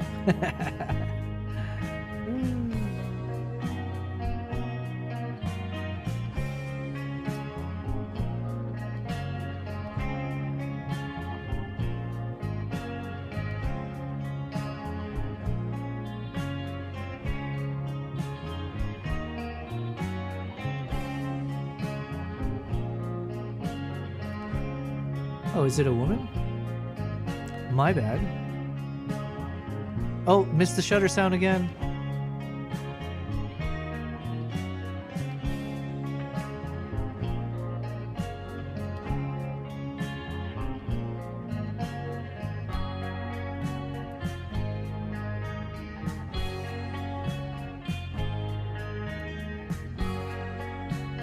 Oh, it's a couple. Again, I'm jealous. Every time I see a power duo traveling together, photographing, filming stuff. Sora says, last time was the astrophotography that you thought I'm in a boat. Oh, gotcha. I got an unhealthy relationship with a game called Pal World. Yo, me too, man. Me too. I mentioned on the stream a few days ago, I was like, yo, I've been playing so much of that Pal World game. Because it's like my level of autism, I think. Right? You're just like, you're not doing anything. You're not trying to beat some... There's no grand mission that I'm trying to pursue besides like, how can I make my base a little bit more based? You know, how can I get that just a little bit better, you know, Pokemon looking creature? It's a lot of fun. I've been enjoying it. Aviator says, before you post on YouTube, do you review your video and then make changes until you're happy with it? Yes. I go through the amount of times I'll post it, or no, I'll upload it and then I realize something's wrong and I have to re-export over and over again. And then sometimes I do realize I made a mistake, and then either you have, sometimes you can't. All you can do is live with the decision, you know. Power World's fun, says Kat. There's a story now. I've been playing on Olympian Red server. He's part of the photo fam. Oh, nice, nice. I don't play on any servers because I don't know. I've never played Power World before. I just heard about it because of the firmware update.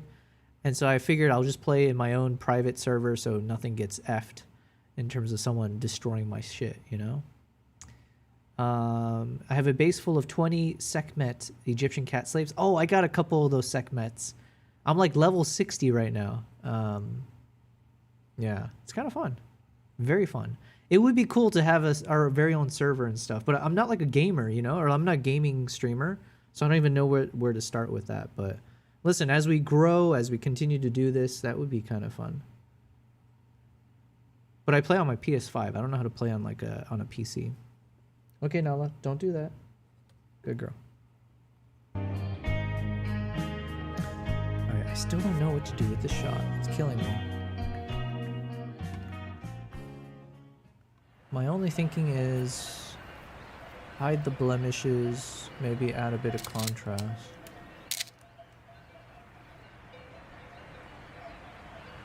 But I don't want it to be like purely black and white either.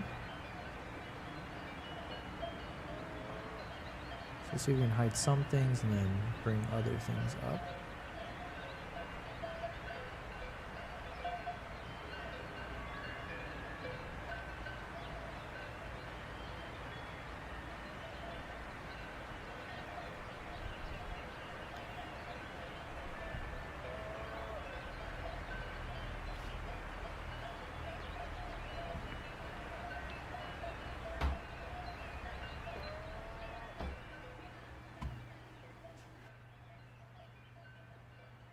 Very nice. Very, what did he say? Cinematic. Is it the most cinematic? Oh no, he was saying it's the most cinematic country. Switzerland? Oh, fair enough. Fair enough. Sora said, oh no, Aviator says, I've been feeling like when I review my video, I end up being disconnected from it. I end up feeling like I lost the art behind it and it burns me out, but at the same time, I feel like I need to review. I can't really say, right? Because I think, you know, it's your video. You have your reasons for why you're publishing it, who it's for, all that kind of stuff. Yeah, just don't lose sight of like, yeah, what is the purpose behind you making the video? If you feel like you're learning something from each video you make, I feel like that's good enough. You know, it doesn't have to have some grand, like, if this video doesn't do this for me, then it was a waste of my time or anything like that. I think it's also I have a problem of trying to be too much of a perfectionist, which means I'm very slow to actually creating something because I am a little bit too harsh of a critic to myself, or I'm just not able to commit to something. And that sounds, I mean, it has a lot of flaws that come with that. So I'm trying to see if I can be more of the opposite of just put stuff out there, because something half-assed or half-baked is still better than, you know, no baking, if that analogy works. Sora says, I have a whole server with my friends. They already beat the giant flying whale thing. I didn't even know there was a giant flying whale thing.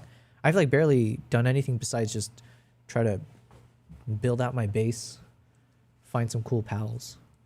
Meanwhile, I'm breeding. Oh, I just started learning how to breed. Yo, here's what you do.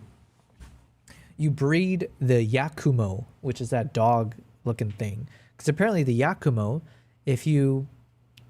whatever passive skills the Yakumo has, if you have it in your active party and you unlock the saddle for it, if you catch other pals, the Yakumo has a chance of passing on its passive skills to that newly captured pal.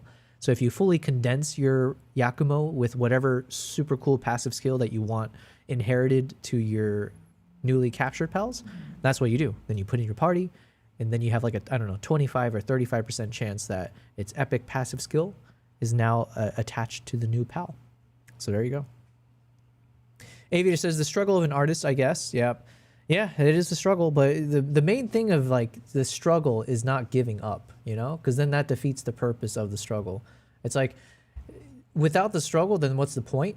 So you kind of unfortunately have to give in to the fact that you will have to struggle. It's like how people talk about, You know, you need shadows to have light, and vice versa. To know what it means to be happy, you have to understand what it means to be sad. It's like it's a yin and yang type situation, and in some ways you can't avoid it, and you shouldn't want to avoid it anyways, because like I said, it sets you up for understanding you know, the payoff. So if you never had to struggle in life, if everything gets handed to you on a silver platter, then what's the real joy in that, you know? Ooh, okay, we're getting somewhere. I think this is the direction we need to go. I have to reduce the clarity.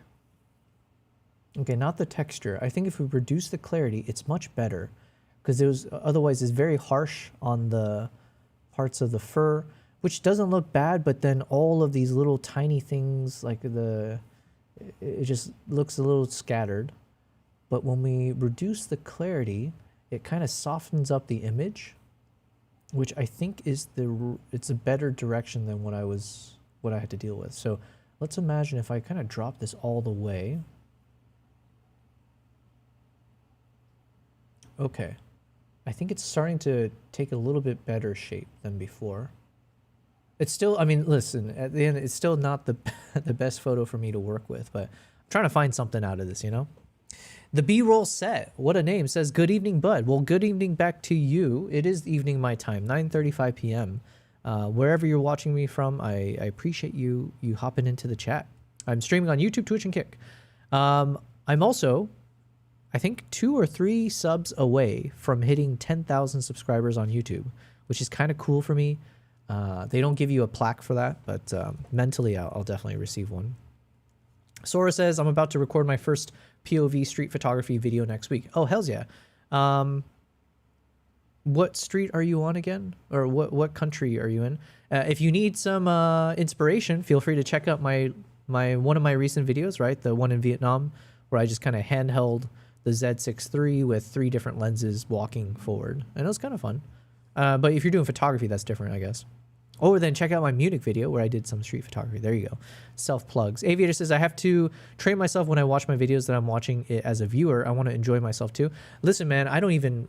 Yeah, like, just do it for yourself. That's it. I feel like I lose that enjoyment whenever I'm picking it apart, but that's also growth. Yeah, fair enough. Like, I think that's... As long as you dissect it in a way to improve from it. Aviator says, yin and yang. Thank you. That feels good to hearing that. Yes.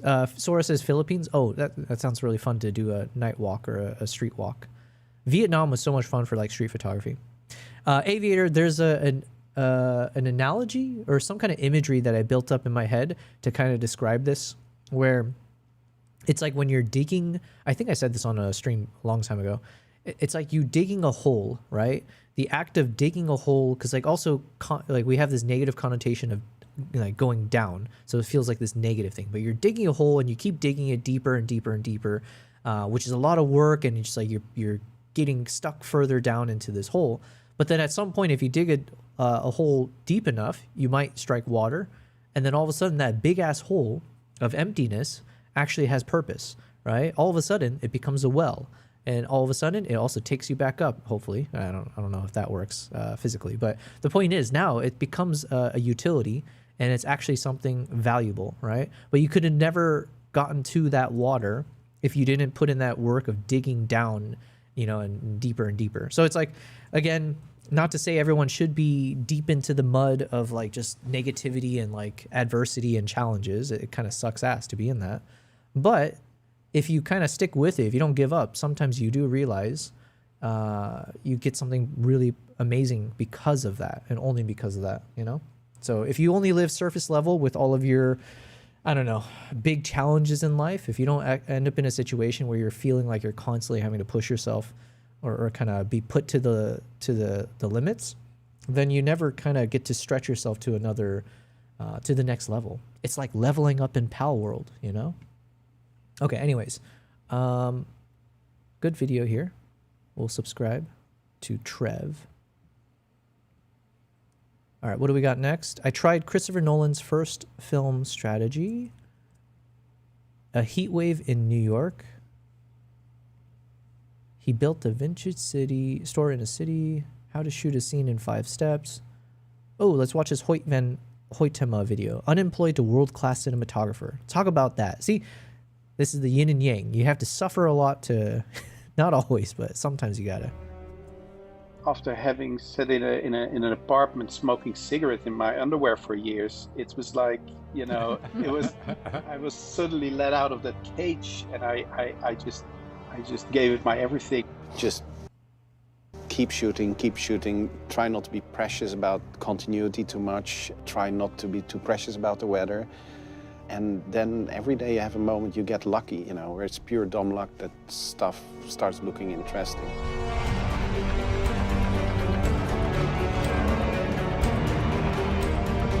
Oh, he did was that Dunkirk or 1916 or whatever? Okay.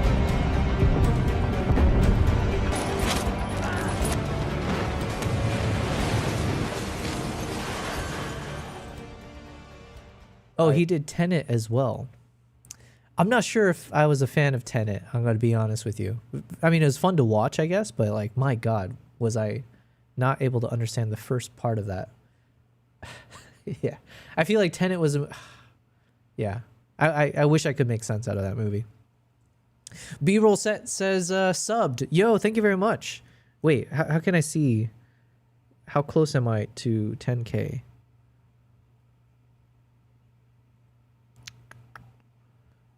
My YouTube thing is loading up on my phone. Oh my God, we're at 10K. Yo, wait, maybe you were the one. B-roll set. Either way, let me screenshot this for myself. Hells yeah. I got this beautiful 10,000 number on my, what I'm seeing on my YouTube studio anyways. Wow, we've hit the 5 digits, finally. Hells yeah. Unfortunately, this means there's no other milestone coming up until 100,000. Or I don't know, yeah, I guess like the real milestone is 100,000, right? Is that where like YouTube actually finally recognizes you maybe? But yeah, nothing actually changes, unfortunately. But I mean, it's like a mental victory, you know. 2 years later, I think 2 years ago is when I was like trying to treat YouTube seriously and had some time to post on it. Tenet was a bit silly, yeah, and that was Dunkirk, gotcha. But thank you very much, B-roll set. I mean, I appreciate all of you guys because I think you guys are all subbed to me on the YouTube side, so obviously it means a lot. So, Aviator says congratulations and some epic emotes there. Thank you very much. Yes, we made it. Aviator says Children of Men is my 3rd favorite movie of all time. Yeah, that was a good ass movie. Who was the director for that? Because that's obviously we've talked about on stream, but with that really cool single take shot that they've done there. Really wanted to be a cinematographer be patient and proactive when time, opportunities and arise. Okay. The moment I really started working, I had been waiting for a very long time to try, and I guess that time that I've... What is that accent, by the way? Is he Norwegian or something? I forget what we talked about. Swedish? No. I don't know. Spent, you know, doing not so much very important things, but just sticking to the fact that you want to do it. You know, you learn a lot, and you develop yourself in another way, maybe differently than people that in another way learn cinematography in a very short amount of time, and you know, get to work straight away. Well, apart from a bunch of short films, after being unemployed for so long time and being so charged, you know, I felt charged like a battery. A friend of mine, he did a James Bond movie? Yo, this guy, he does everything. Fed says 1917 is Sam Mendes. Okay. I've never heard that name before, Sam Mendes. A project in the north of Norway. Mm-hmm. Oh, he's Norwegian. Okay. To do a film, and it was a small production. So this is a Norwegian accent. I'm going to try to burn that into my memory. But the whole idea was they would go with the whole crew out on boats to an island somewhere, and during the summer we would just, you know, shoot that film. And if I was interested, and I started talking to these people, and of course I was interested. I mean, I would have done anything, you know. I don't think I've ever given any film so much attention and so much effort, and not only in a very creative way, but I just wanted things to work out. So I really did everything, you know, to make that roll and make that swing somehow. I mean, in the end, you know, the result, you know, it's nothing I can watch today, you know, but I just realized that after having sat in an apartment smoking cigarette in my underwear for years, it was like, you know, it was. This is what I want to do.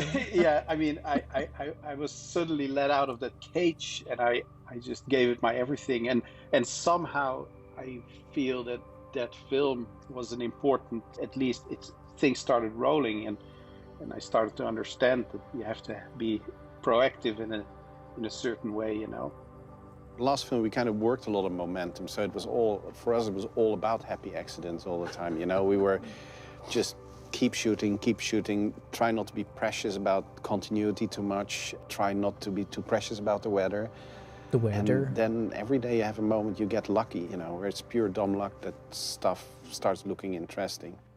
But I mean, very early we had to sort of decide that we have to take the weather as it comes. If you want to shoot on the real place, you either... And also, yeah, Aviator, I guess, just to continue on that thread, like, I feel like just in general, I would rather work with someone, I don't know, being friends is different, but like, I would rather work with someone or have someone on my team who has gone through a lot of those types of adversities. So like this dude, Hoyt van Hoytema, or however you say his name, like, you know, for the little bit I know of him, but like with the title of this being like he was unemployed for however long, to me that kind of shows character as well. Like this dude can be at the, you know, can feel like at the end of his rope and still come out on top.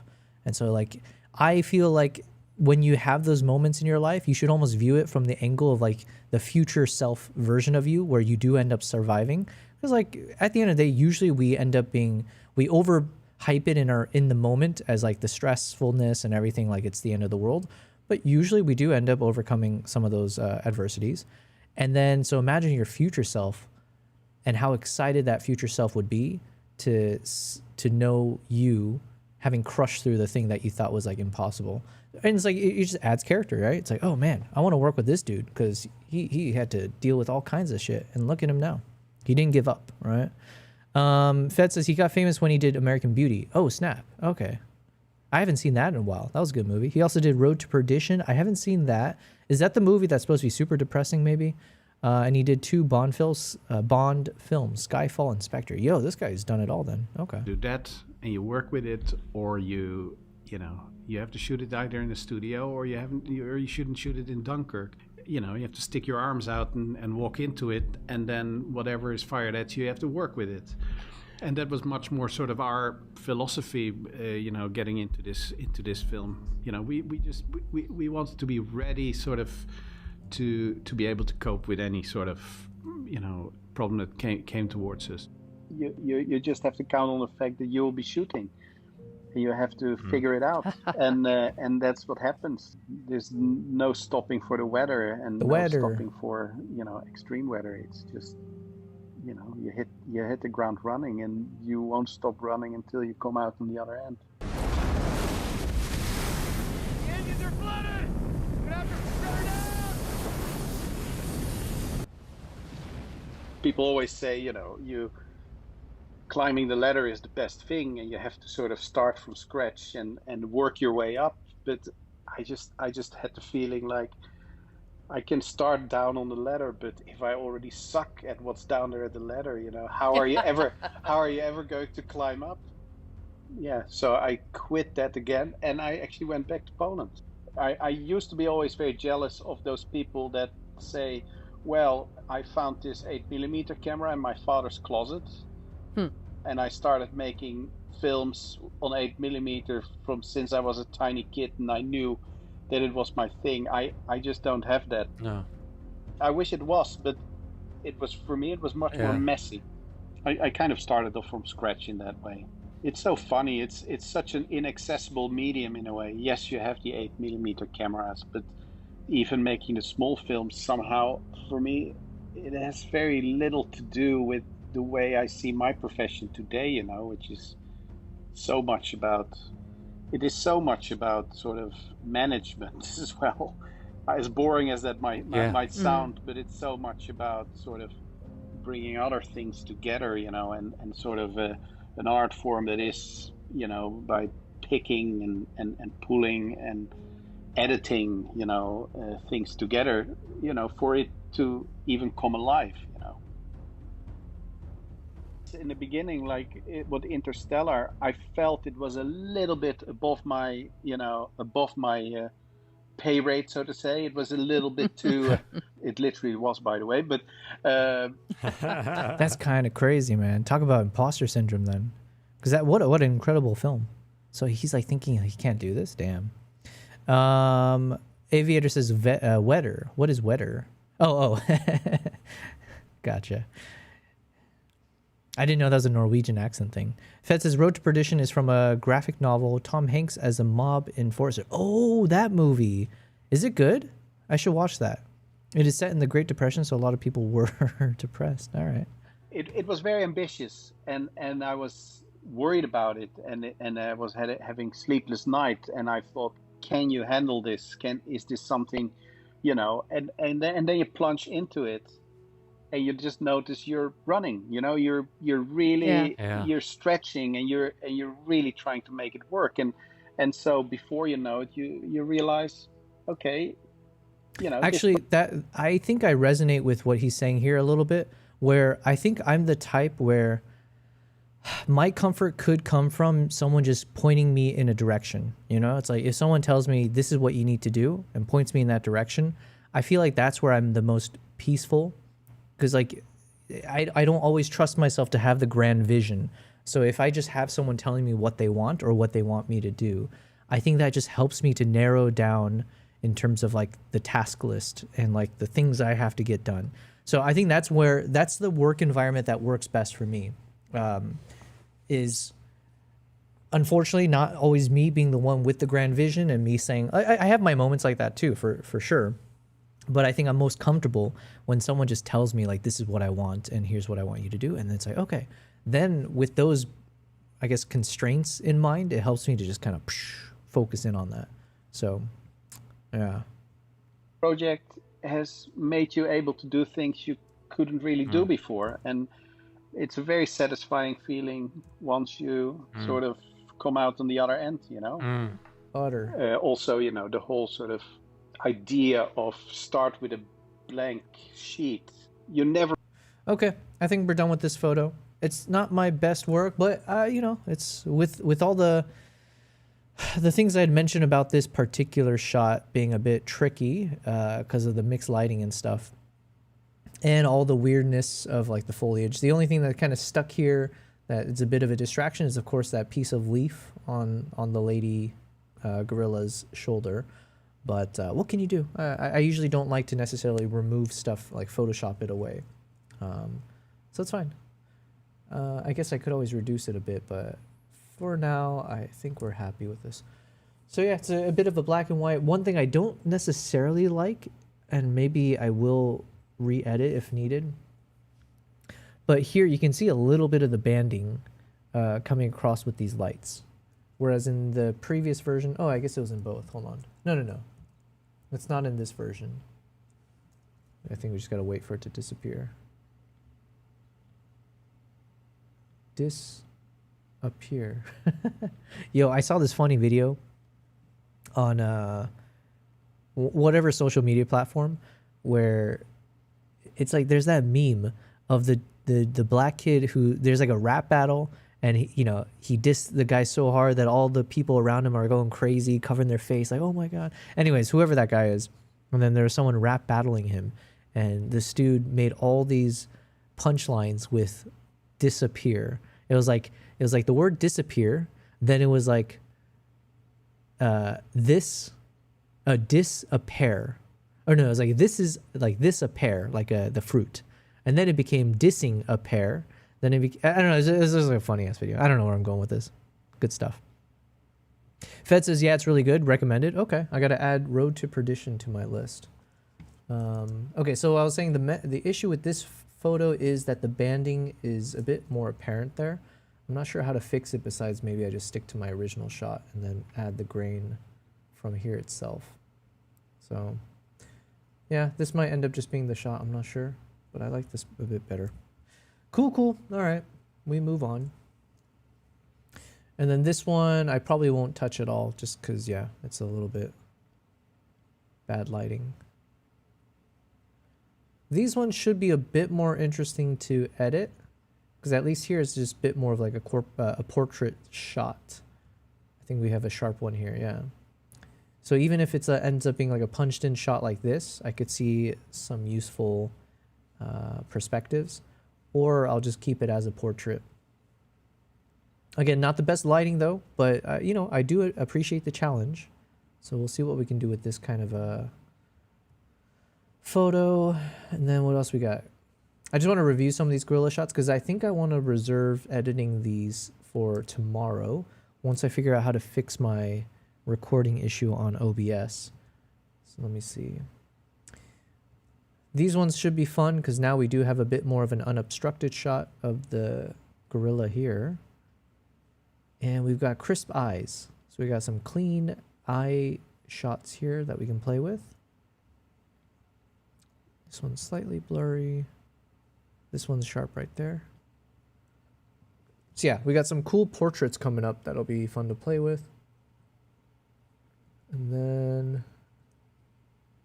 hells yeah, we got one looking straight at the camera and it's nice and sharp. What was the f2.8, 400 millimeter, ISO 100, 1/160th of a second. Cool. Look at that underexposure everywhere. Should be fine. Let's see. Should be fine. Yeah, it should be fine. We're gonna be fine with this. B-roll set says, following a brief can be as satisfying as achieving your own. Yes, exactly that. You know, I think I made this comment on my Munich video that I posted recently. Not this specifically, but I was mentioning how on one of the, because I was basically doing like a 5-day street photo video challenge. And each day I was shooting with a different lens. And the problem was, so the first day I shot with the 85 millimeter. Next day I think I shot with the 35. Then I shot with a 50. And I shot with the 14 millimeter. And I think the last day I shot with the 70-200 f2.8. And the comment I made was that on that day, I struggled the most. And I think part of the reason was when you're given such flexibility, when you're given that range of 70-200, it's like, oh, the world's your oyster. You know, you can capture so many things with the 70-200 focal length, right? So then you would think that you have more options to play with, more ability to capture something unique. But then the problem is with more options, it also becomes harder to focus or find what to focus on. And then I think the analogy or the comparison I gave in the video itself was like going into a, I keep saying P.F. Chang's, but that's not it. Cheesecake Factory. It's like going into a Cheesecake Factory restaurant, and when they hand you that menu and you realize the menu is like 50 pages long, it's like the Bible of all foods ever made around the world. It's like, what the hell? How do you choose what to eat when it's got everything, you know? And so it's like that kind of counterintuitive feeling of like you can't move forward because there's too many like roads ahead of you. So that's how I felt with the 70-200. It's like, man, when I was shooting with the 85, with the 35, with whatever fixed lens, you were stuck with whatever framing that was presented to you, and it actually made it simpler for me to just kind of move forward with that. So yeah, I agree with you, B-roll. Like if someone gives me the brief and says, we want you to make this content about this topic, then it's like I can then put all 110% of my brain power towards like imagining and visualizing based on those parameters, and I find it fun. And you either fail or you don't, right? But I found that I can succeed more often when given those parameters. So yeah. Fed says, actually, the world has way too many oysters now. Lots of people cutting their feet going swimming. Well, there you go. Too many indeed. Really? Okay, so I want to maybe pause on the gorillas. I'll save it for tomorrow. So I think we're going to hop over to DaVinci, because there's a number of, oh yeah, and I mentioned these, like, there's definitely some shot coming up with the mother and the baby here that I think should be like one of my quote unquote hero shots. Like even these are pretty nice. Unfortunately, we had this bit of cabbage, unfortunately, this little cabbage looking leaf that kind of blocks the view.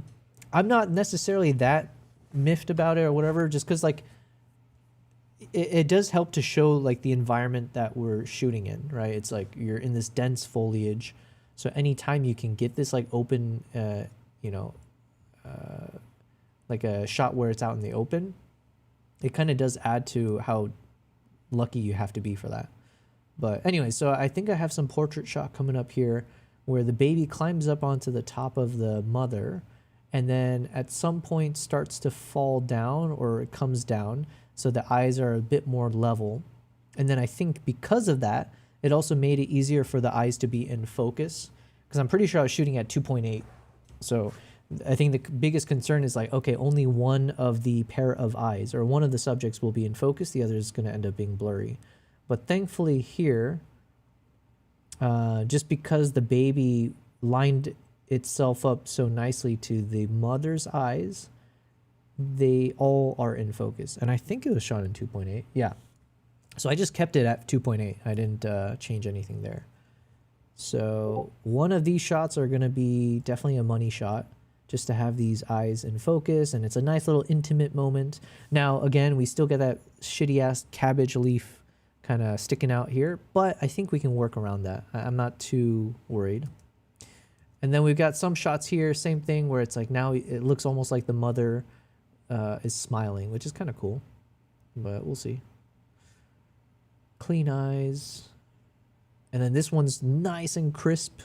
Those eyes look, you know, impeccable. The lighting here is really good. I think I got lucky on this particular shot.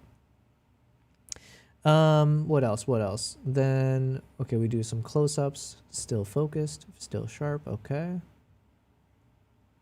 And then I edited these a while back, so I have some of my guests when they're in the river shooting the gorillas off in the distance.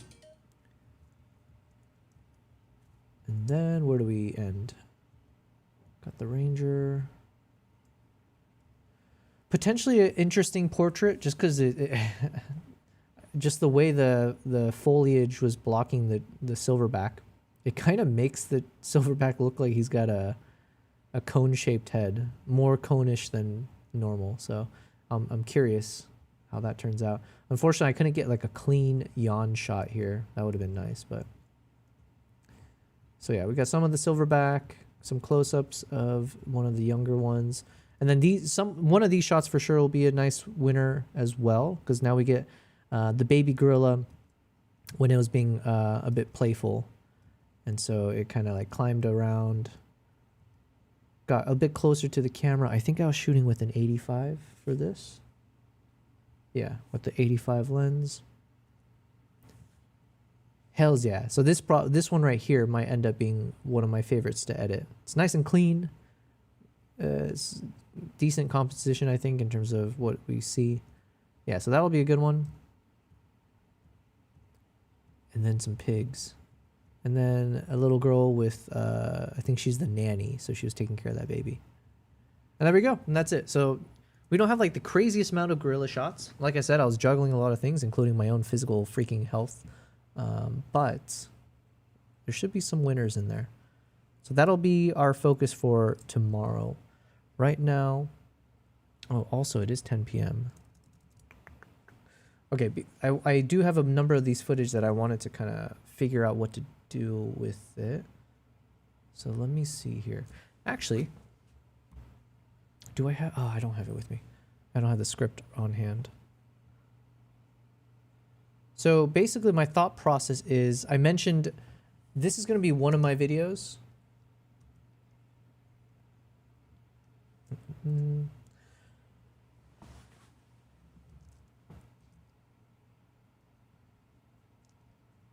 Hold on. So this will be a new YouTube video I'll hopefully post fairly soon. But I wanted to do some videos about the different lenses that I shoot with. So on my recent travels, if there are some key insights that I've discovered for myself and my way of shooting, it's that the 85mm is an amazing all-around, all-purpose travel lens.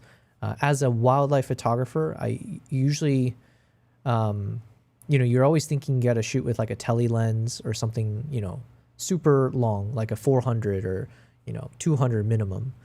And so that's always been in the back of my mind. It's like, oh, of course, I need always to bring with me something to shoot at a distance. But I think once I got the 85 f1.2 lens, it kind of helped me expand my perspective on how to shoot anything, really. And it eventually did replace the 70 to 200 in many regards for me, like on a trip.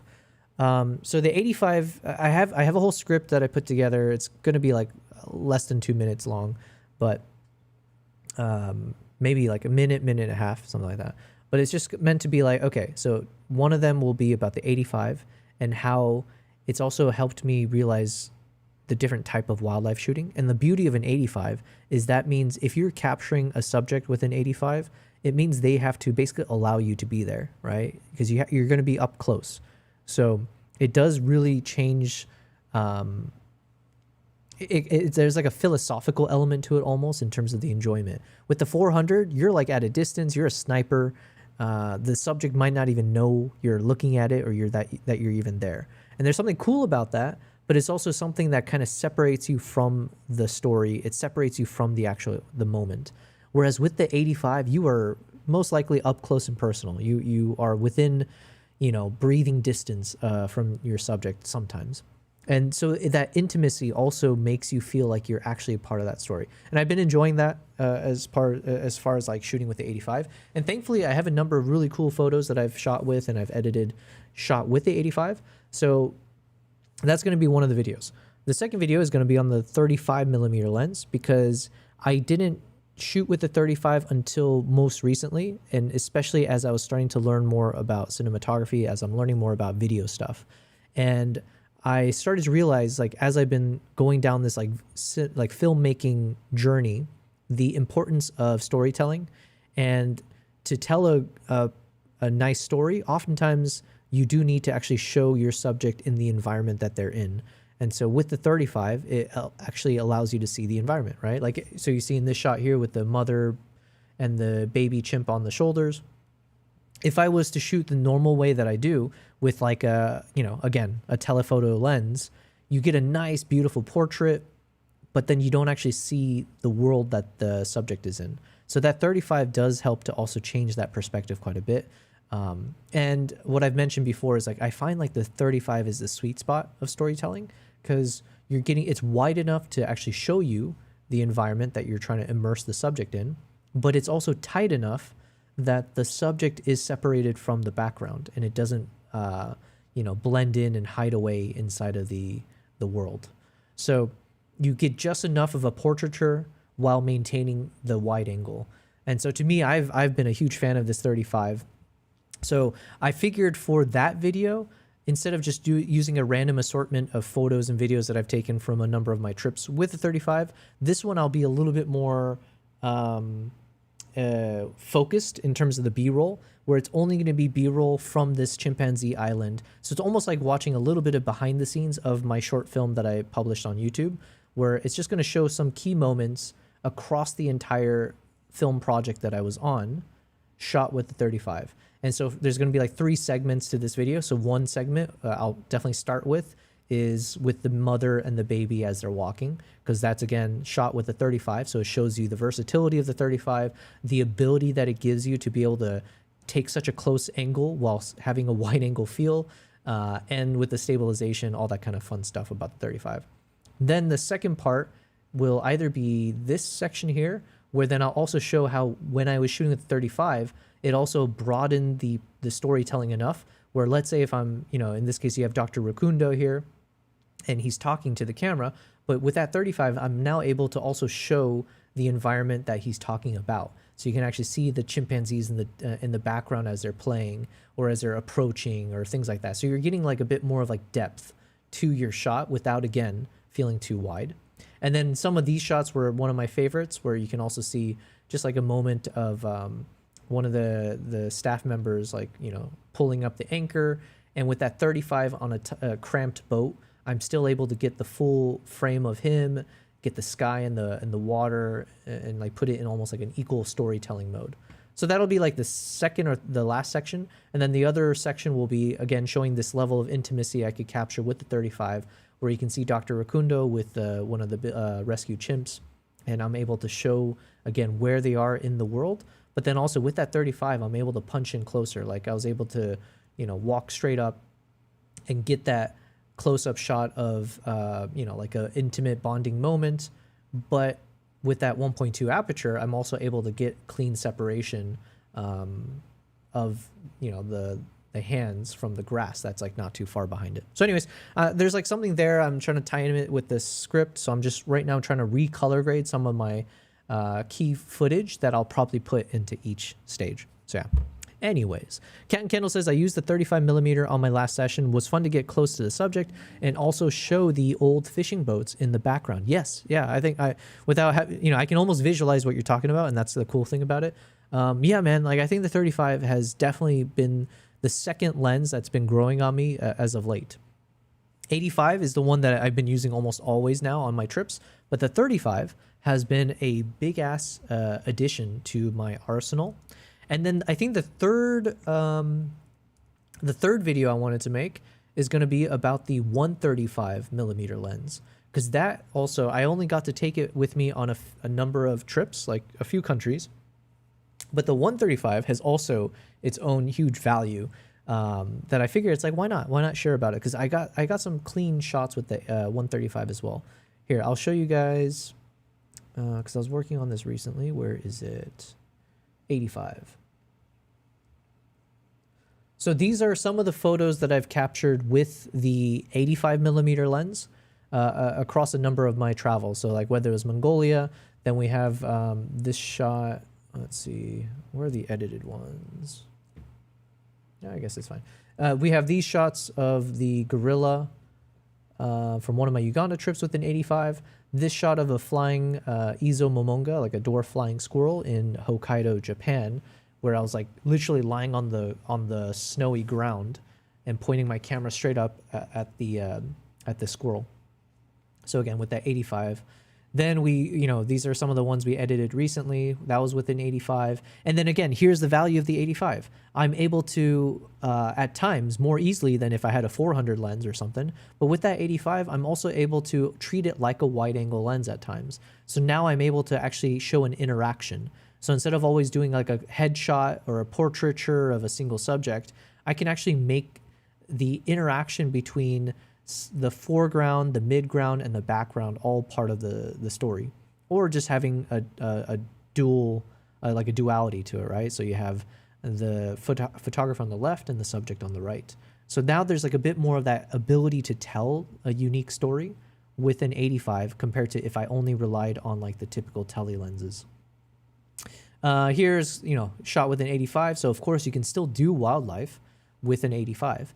Right, so I'm still able to get pretty decent quality out of what you would consider is like not tight enough for wildlife, but you have that ability. It's not lost on you. But I can do some of these more close-up shots like this eagle from Mongolia. Again, same thing with that 85. I'm able to show depth. So whether in this case you see the blurriness of a person in the foreground, and so we're almost doing like this kind of over-the-shoulder viewing of this giraffe off in the distance, right? So again, beauty of the 85. Then I got this shot of the sleeping fox. So here, like some of these shots are meant to be tied towards like the intimacy. Like if you're shooting with an 85, that means this fox basically allowed you to be there. Like you couldn't, with the 400, you can, shoot from a mile away, not really, but like you shoot from really far away where you can almost understand that, yeah, the fox didn't even know I was there. When I'm shooting this and I tell you that this was with an 85, it's not even about what I tell you. It's like for me personally, to be able to be in this moment where I could grab this shot of a fox and I was able to do it with that 85, it means that fox in many ways kind of welcomed you into its world, right? Maybe not welcomed, but it allowed you to be there. And that's kind of there's a cool element to that from why I find wildlife photography so fascinating and so addicting. So we got that fox shot. Then this is that eagle again from Mongolia. And again, same thing. You're able to get like a pretty decently close-up shot. Let me get the best quality of that. Load up, biatch. Come on. There we go. I'll just keep going. Then same thing. Again, 85 gives you depth. So whether it's this chimpanzee that's kind of hidden in the foliage or it's like kind of shrouded, again, I think the 85 allows you to make that environment actually the main part of the story. So it's like it almost makes you feel like the main character in this shot is not necessarily the chimp, it's the forest. And it's showing how the forest allows you to see some of the mysteries hidden within its, you know, within itself, right? Then I got some cool shots of these whooper swans from Japan, shot with the 85. Again, some portraiture that's possible. This is one of those shots that we edited recently from the Uganda road. So again, you're able to like make the landscape and a subject like in the midground part of the story. I think that's the value of it. So this is another example of, again, those like kind of depth shots that I would, so as I, you know, based on my script, as I talk about, again, how the 85 allows you to have these like interactive shots with the depth and like making the foreground and the mid and background real players in the shot, then these are one of those, this would be some examples of that. And again, showing that you could use it for proper wildlife. Again, close-up shot of this fox. There's the Izo again from Japan. Again, another example of the interaction and the intimacy that's possible with the 85.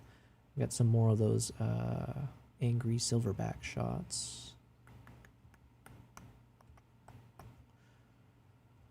What else we got with the 85? Chimp again.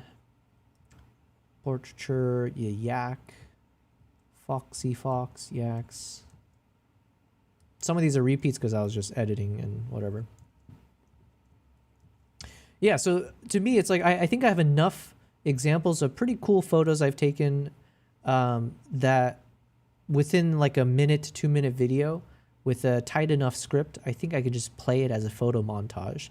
So just show off some of these best photos I've taken with an 85 while I just voice over hopefully something that feels a bit more, I don't know, profound is a bit too strong of a word, but at least at this something meaningful enough that you want to actually hear my voice and hear me talk about whatever I say. But then I let the photos, the visuals actually do the actual hard work of proving my words have value. So yeah. So anyways, we got plenty of these shots. We're all taken. Oh yeah, I got plenty. So anyways, that's gonna be one of them. And then the 135, I have a number of shots with the 135 as well that have turned out quite cool. Let's see. Give me the metadata. 135. Where are you? There you are. Give me the 135 shots. This is probably not all of them, but I have some shots from like Zimbabwe of like when I was spending, I think like a week and a half with at like a horse ranch. So I got some cool shots of these horses that I still need to edit. Like these are edited, but I need to re-edit them. It's been a while since I looked at them. And also I want to put them through Dehancer as well. So we're gonna spice up these shots. But yeah, I got a bunch of these cool shots of these horses in Zimbabwe, shot with the 135mm lens, the Plena 1.8. So I'm a big fan of the quality that it gave me. So I figured, okay, why not? I have a series of cool shots that I can show, shot with the 135. Gives me more photos for me to kind of properly edit as well. Trip down memory lane and whatnot. So yeah. Yeah, the 135 is a damn good lens. Like I wouldn't mind. I don't have one. I've always borrowed it. I wouldn't mind if I owned one, but you know, I'm not trying to spend too much money on extra stuff. I'm spending too much money already, okay? That's the truth of it. Anyways, so these are just some shots that I'll be going through for tomorrow. It is now 10:20 p.m., okay? I have to grab my dinner and I need to relax a bit. And also I think I have to work, as I've been talking about this, I'm like, yo, I need to get some work done on these videos. So I'll probably do that off stream just because now I'm about to enter into the most boring detail elements of it. So, what can I say? Guys, we hit 10,000 subs. Well, let's see if it sticks, because for all we know, someone's going to unfollow me or unsub. Oh, wait, speak of the devil. I think someone did. Right now I'm at 9999. See, so I don't want to celebrate too early because, you know, it always fluctuates. People come and go.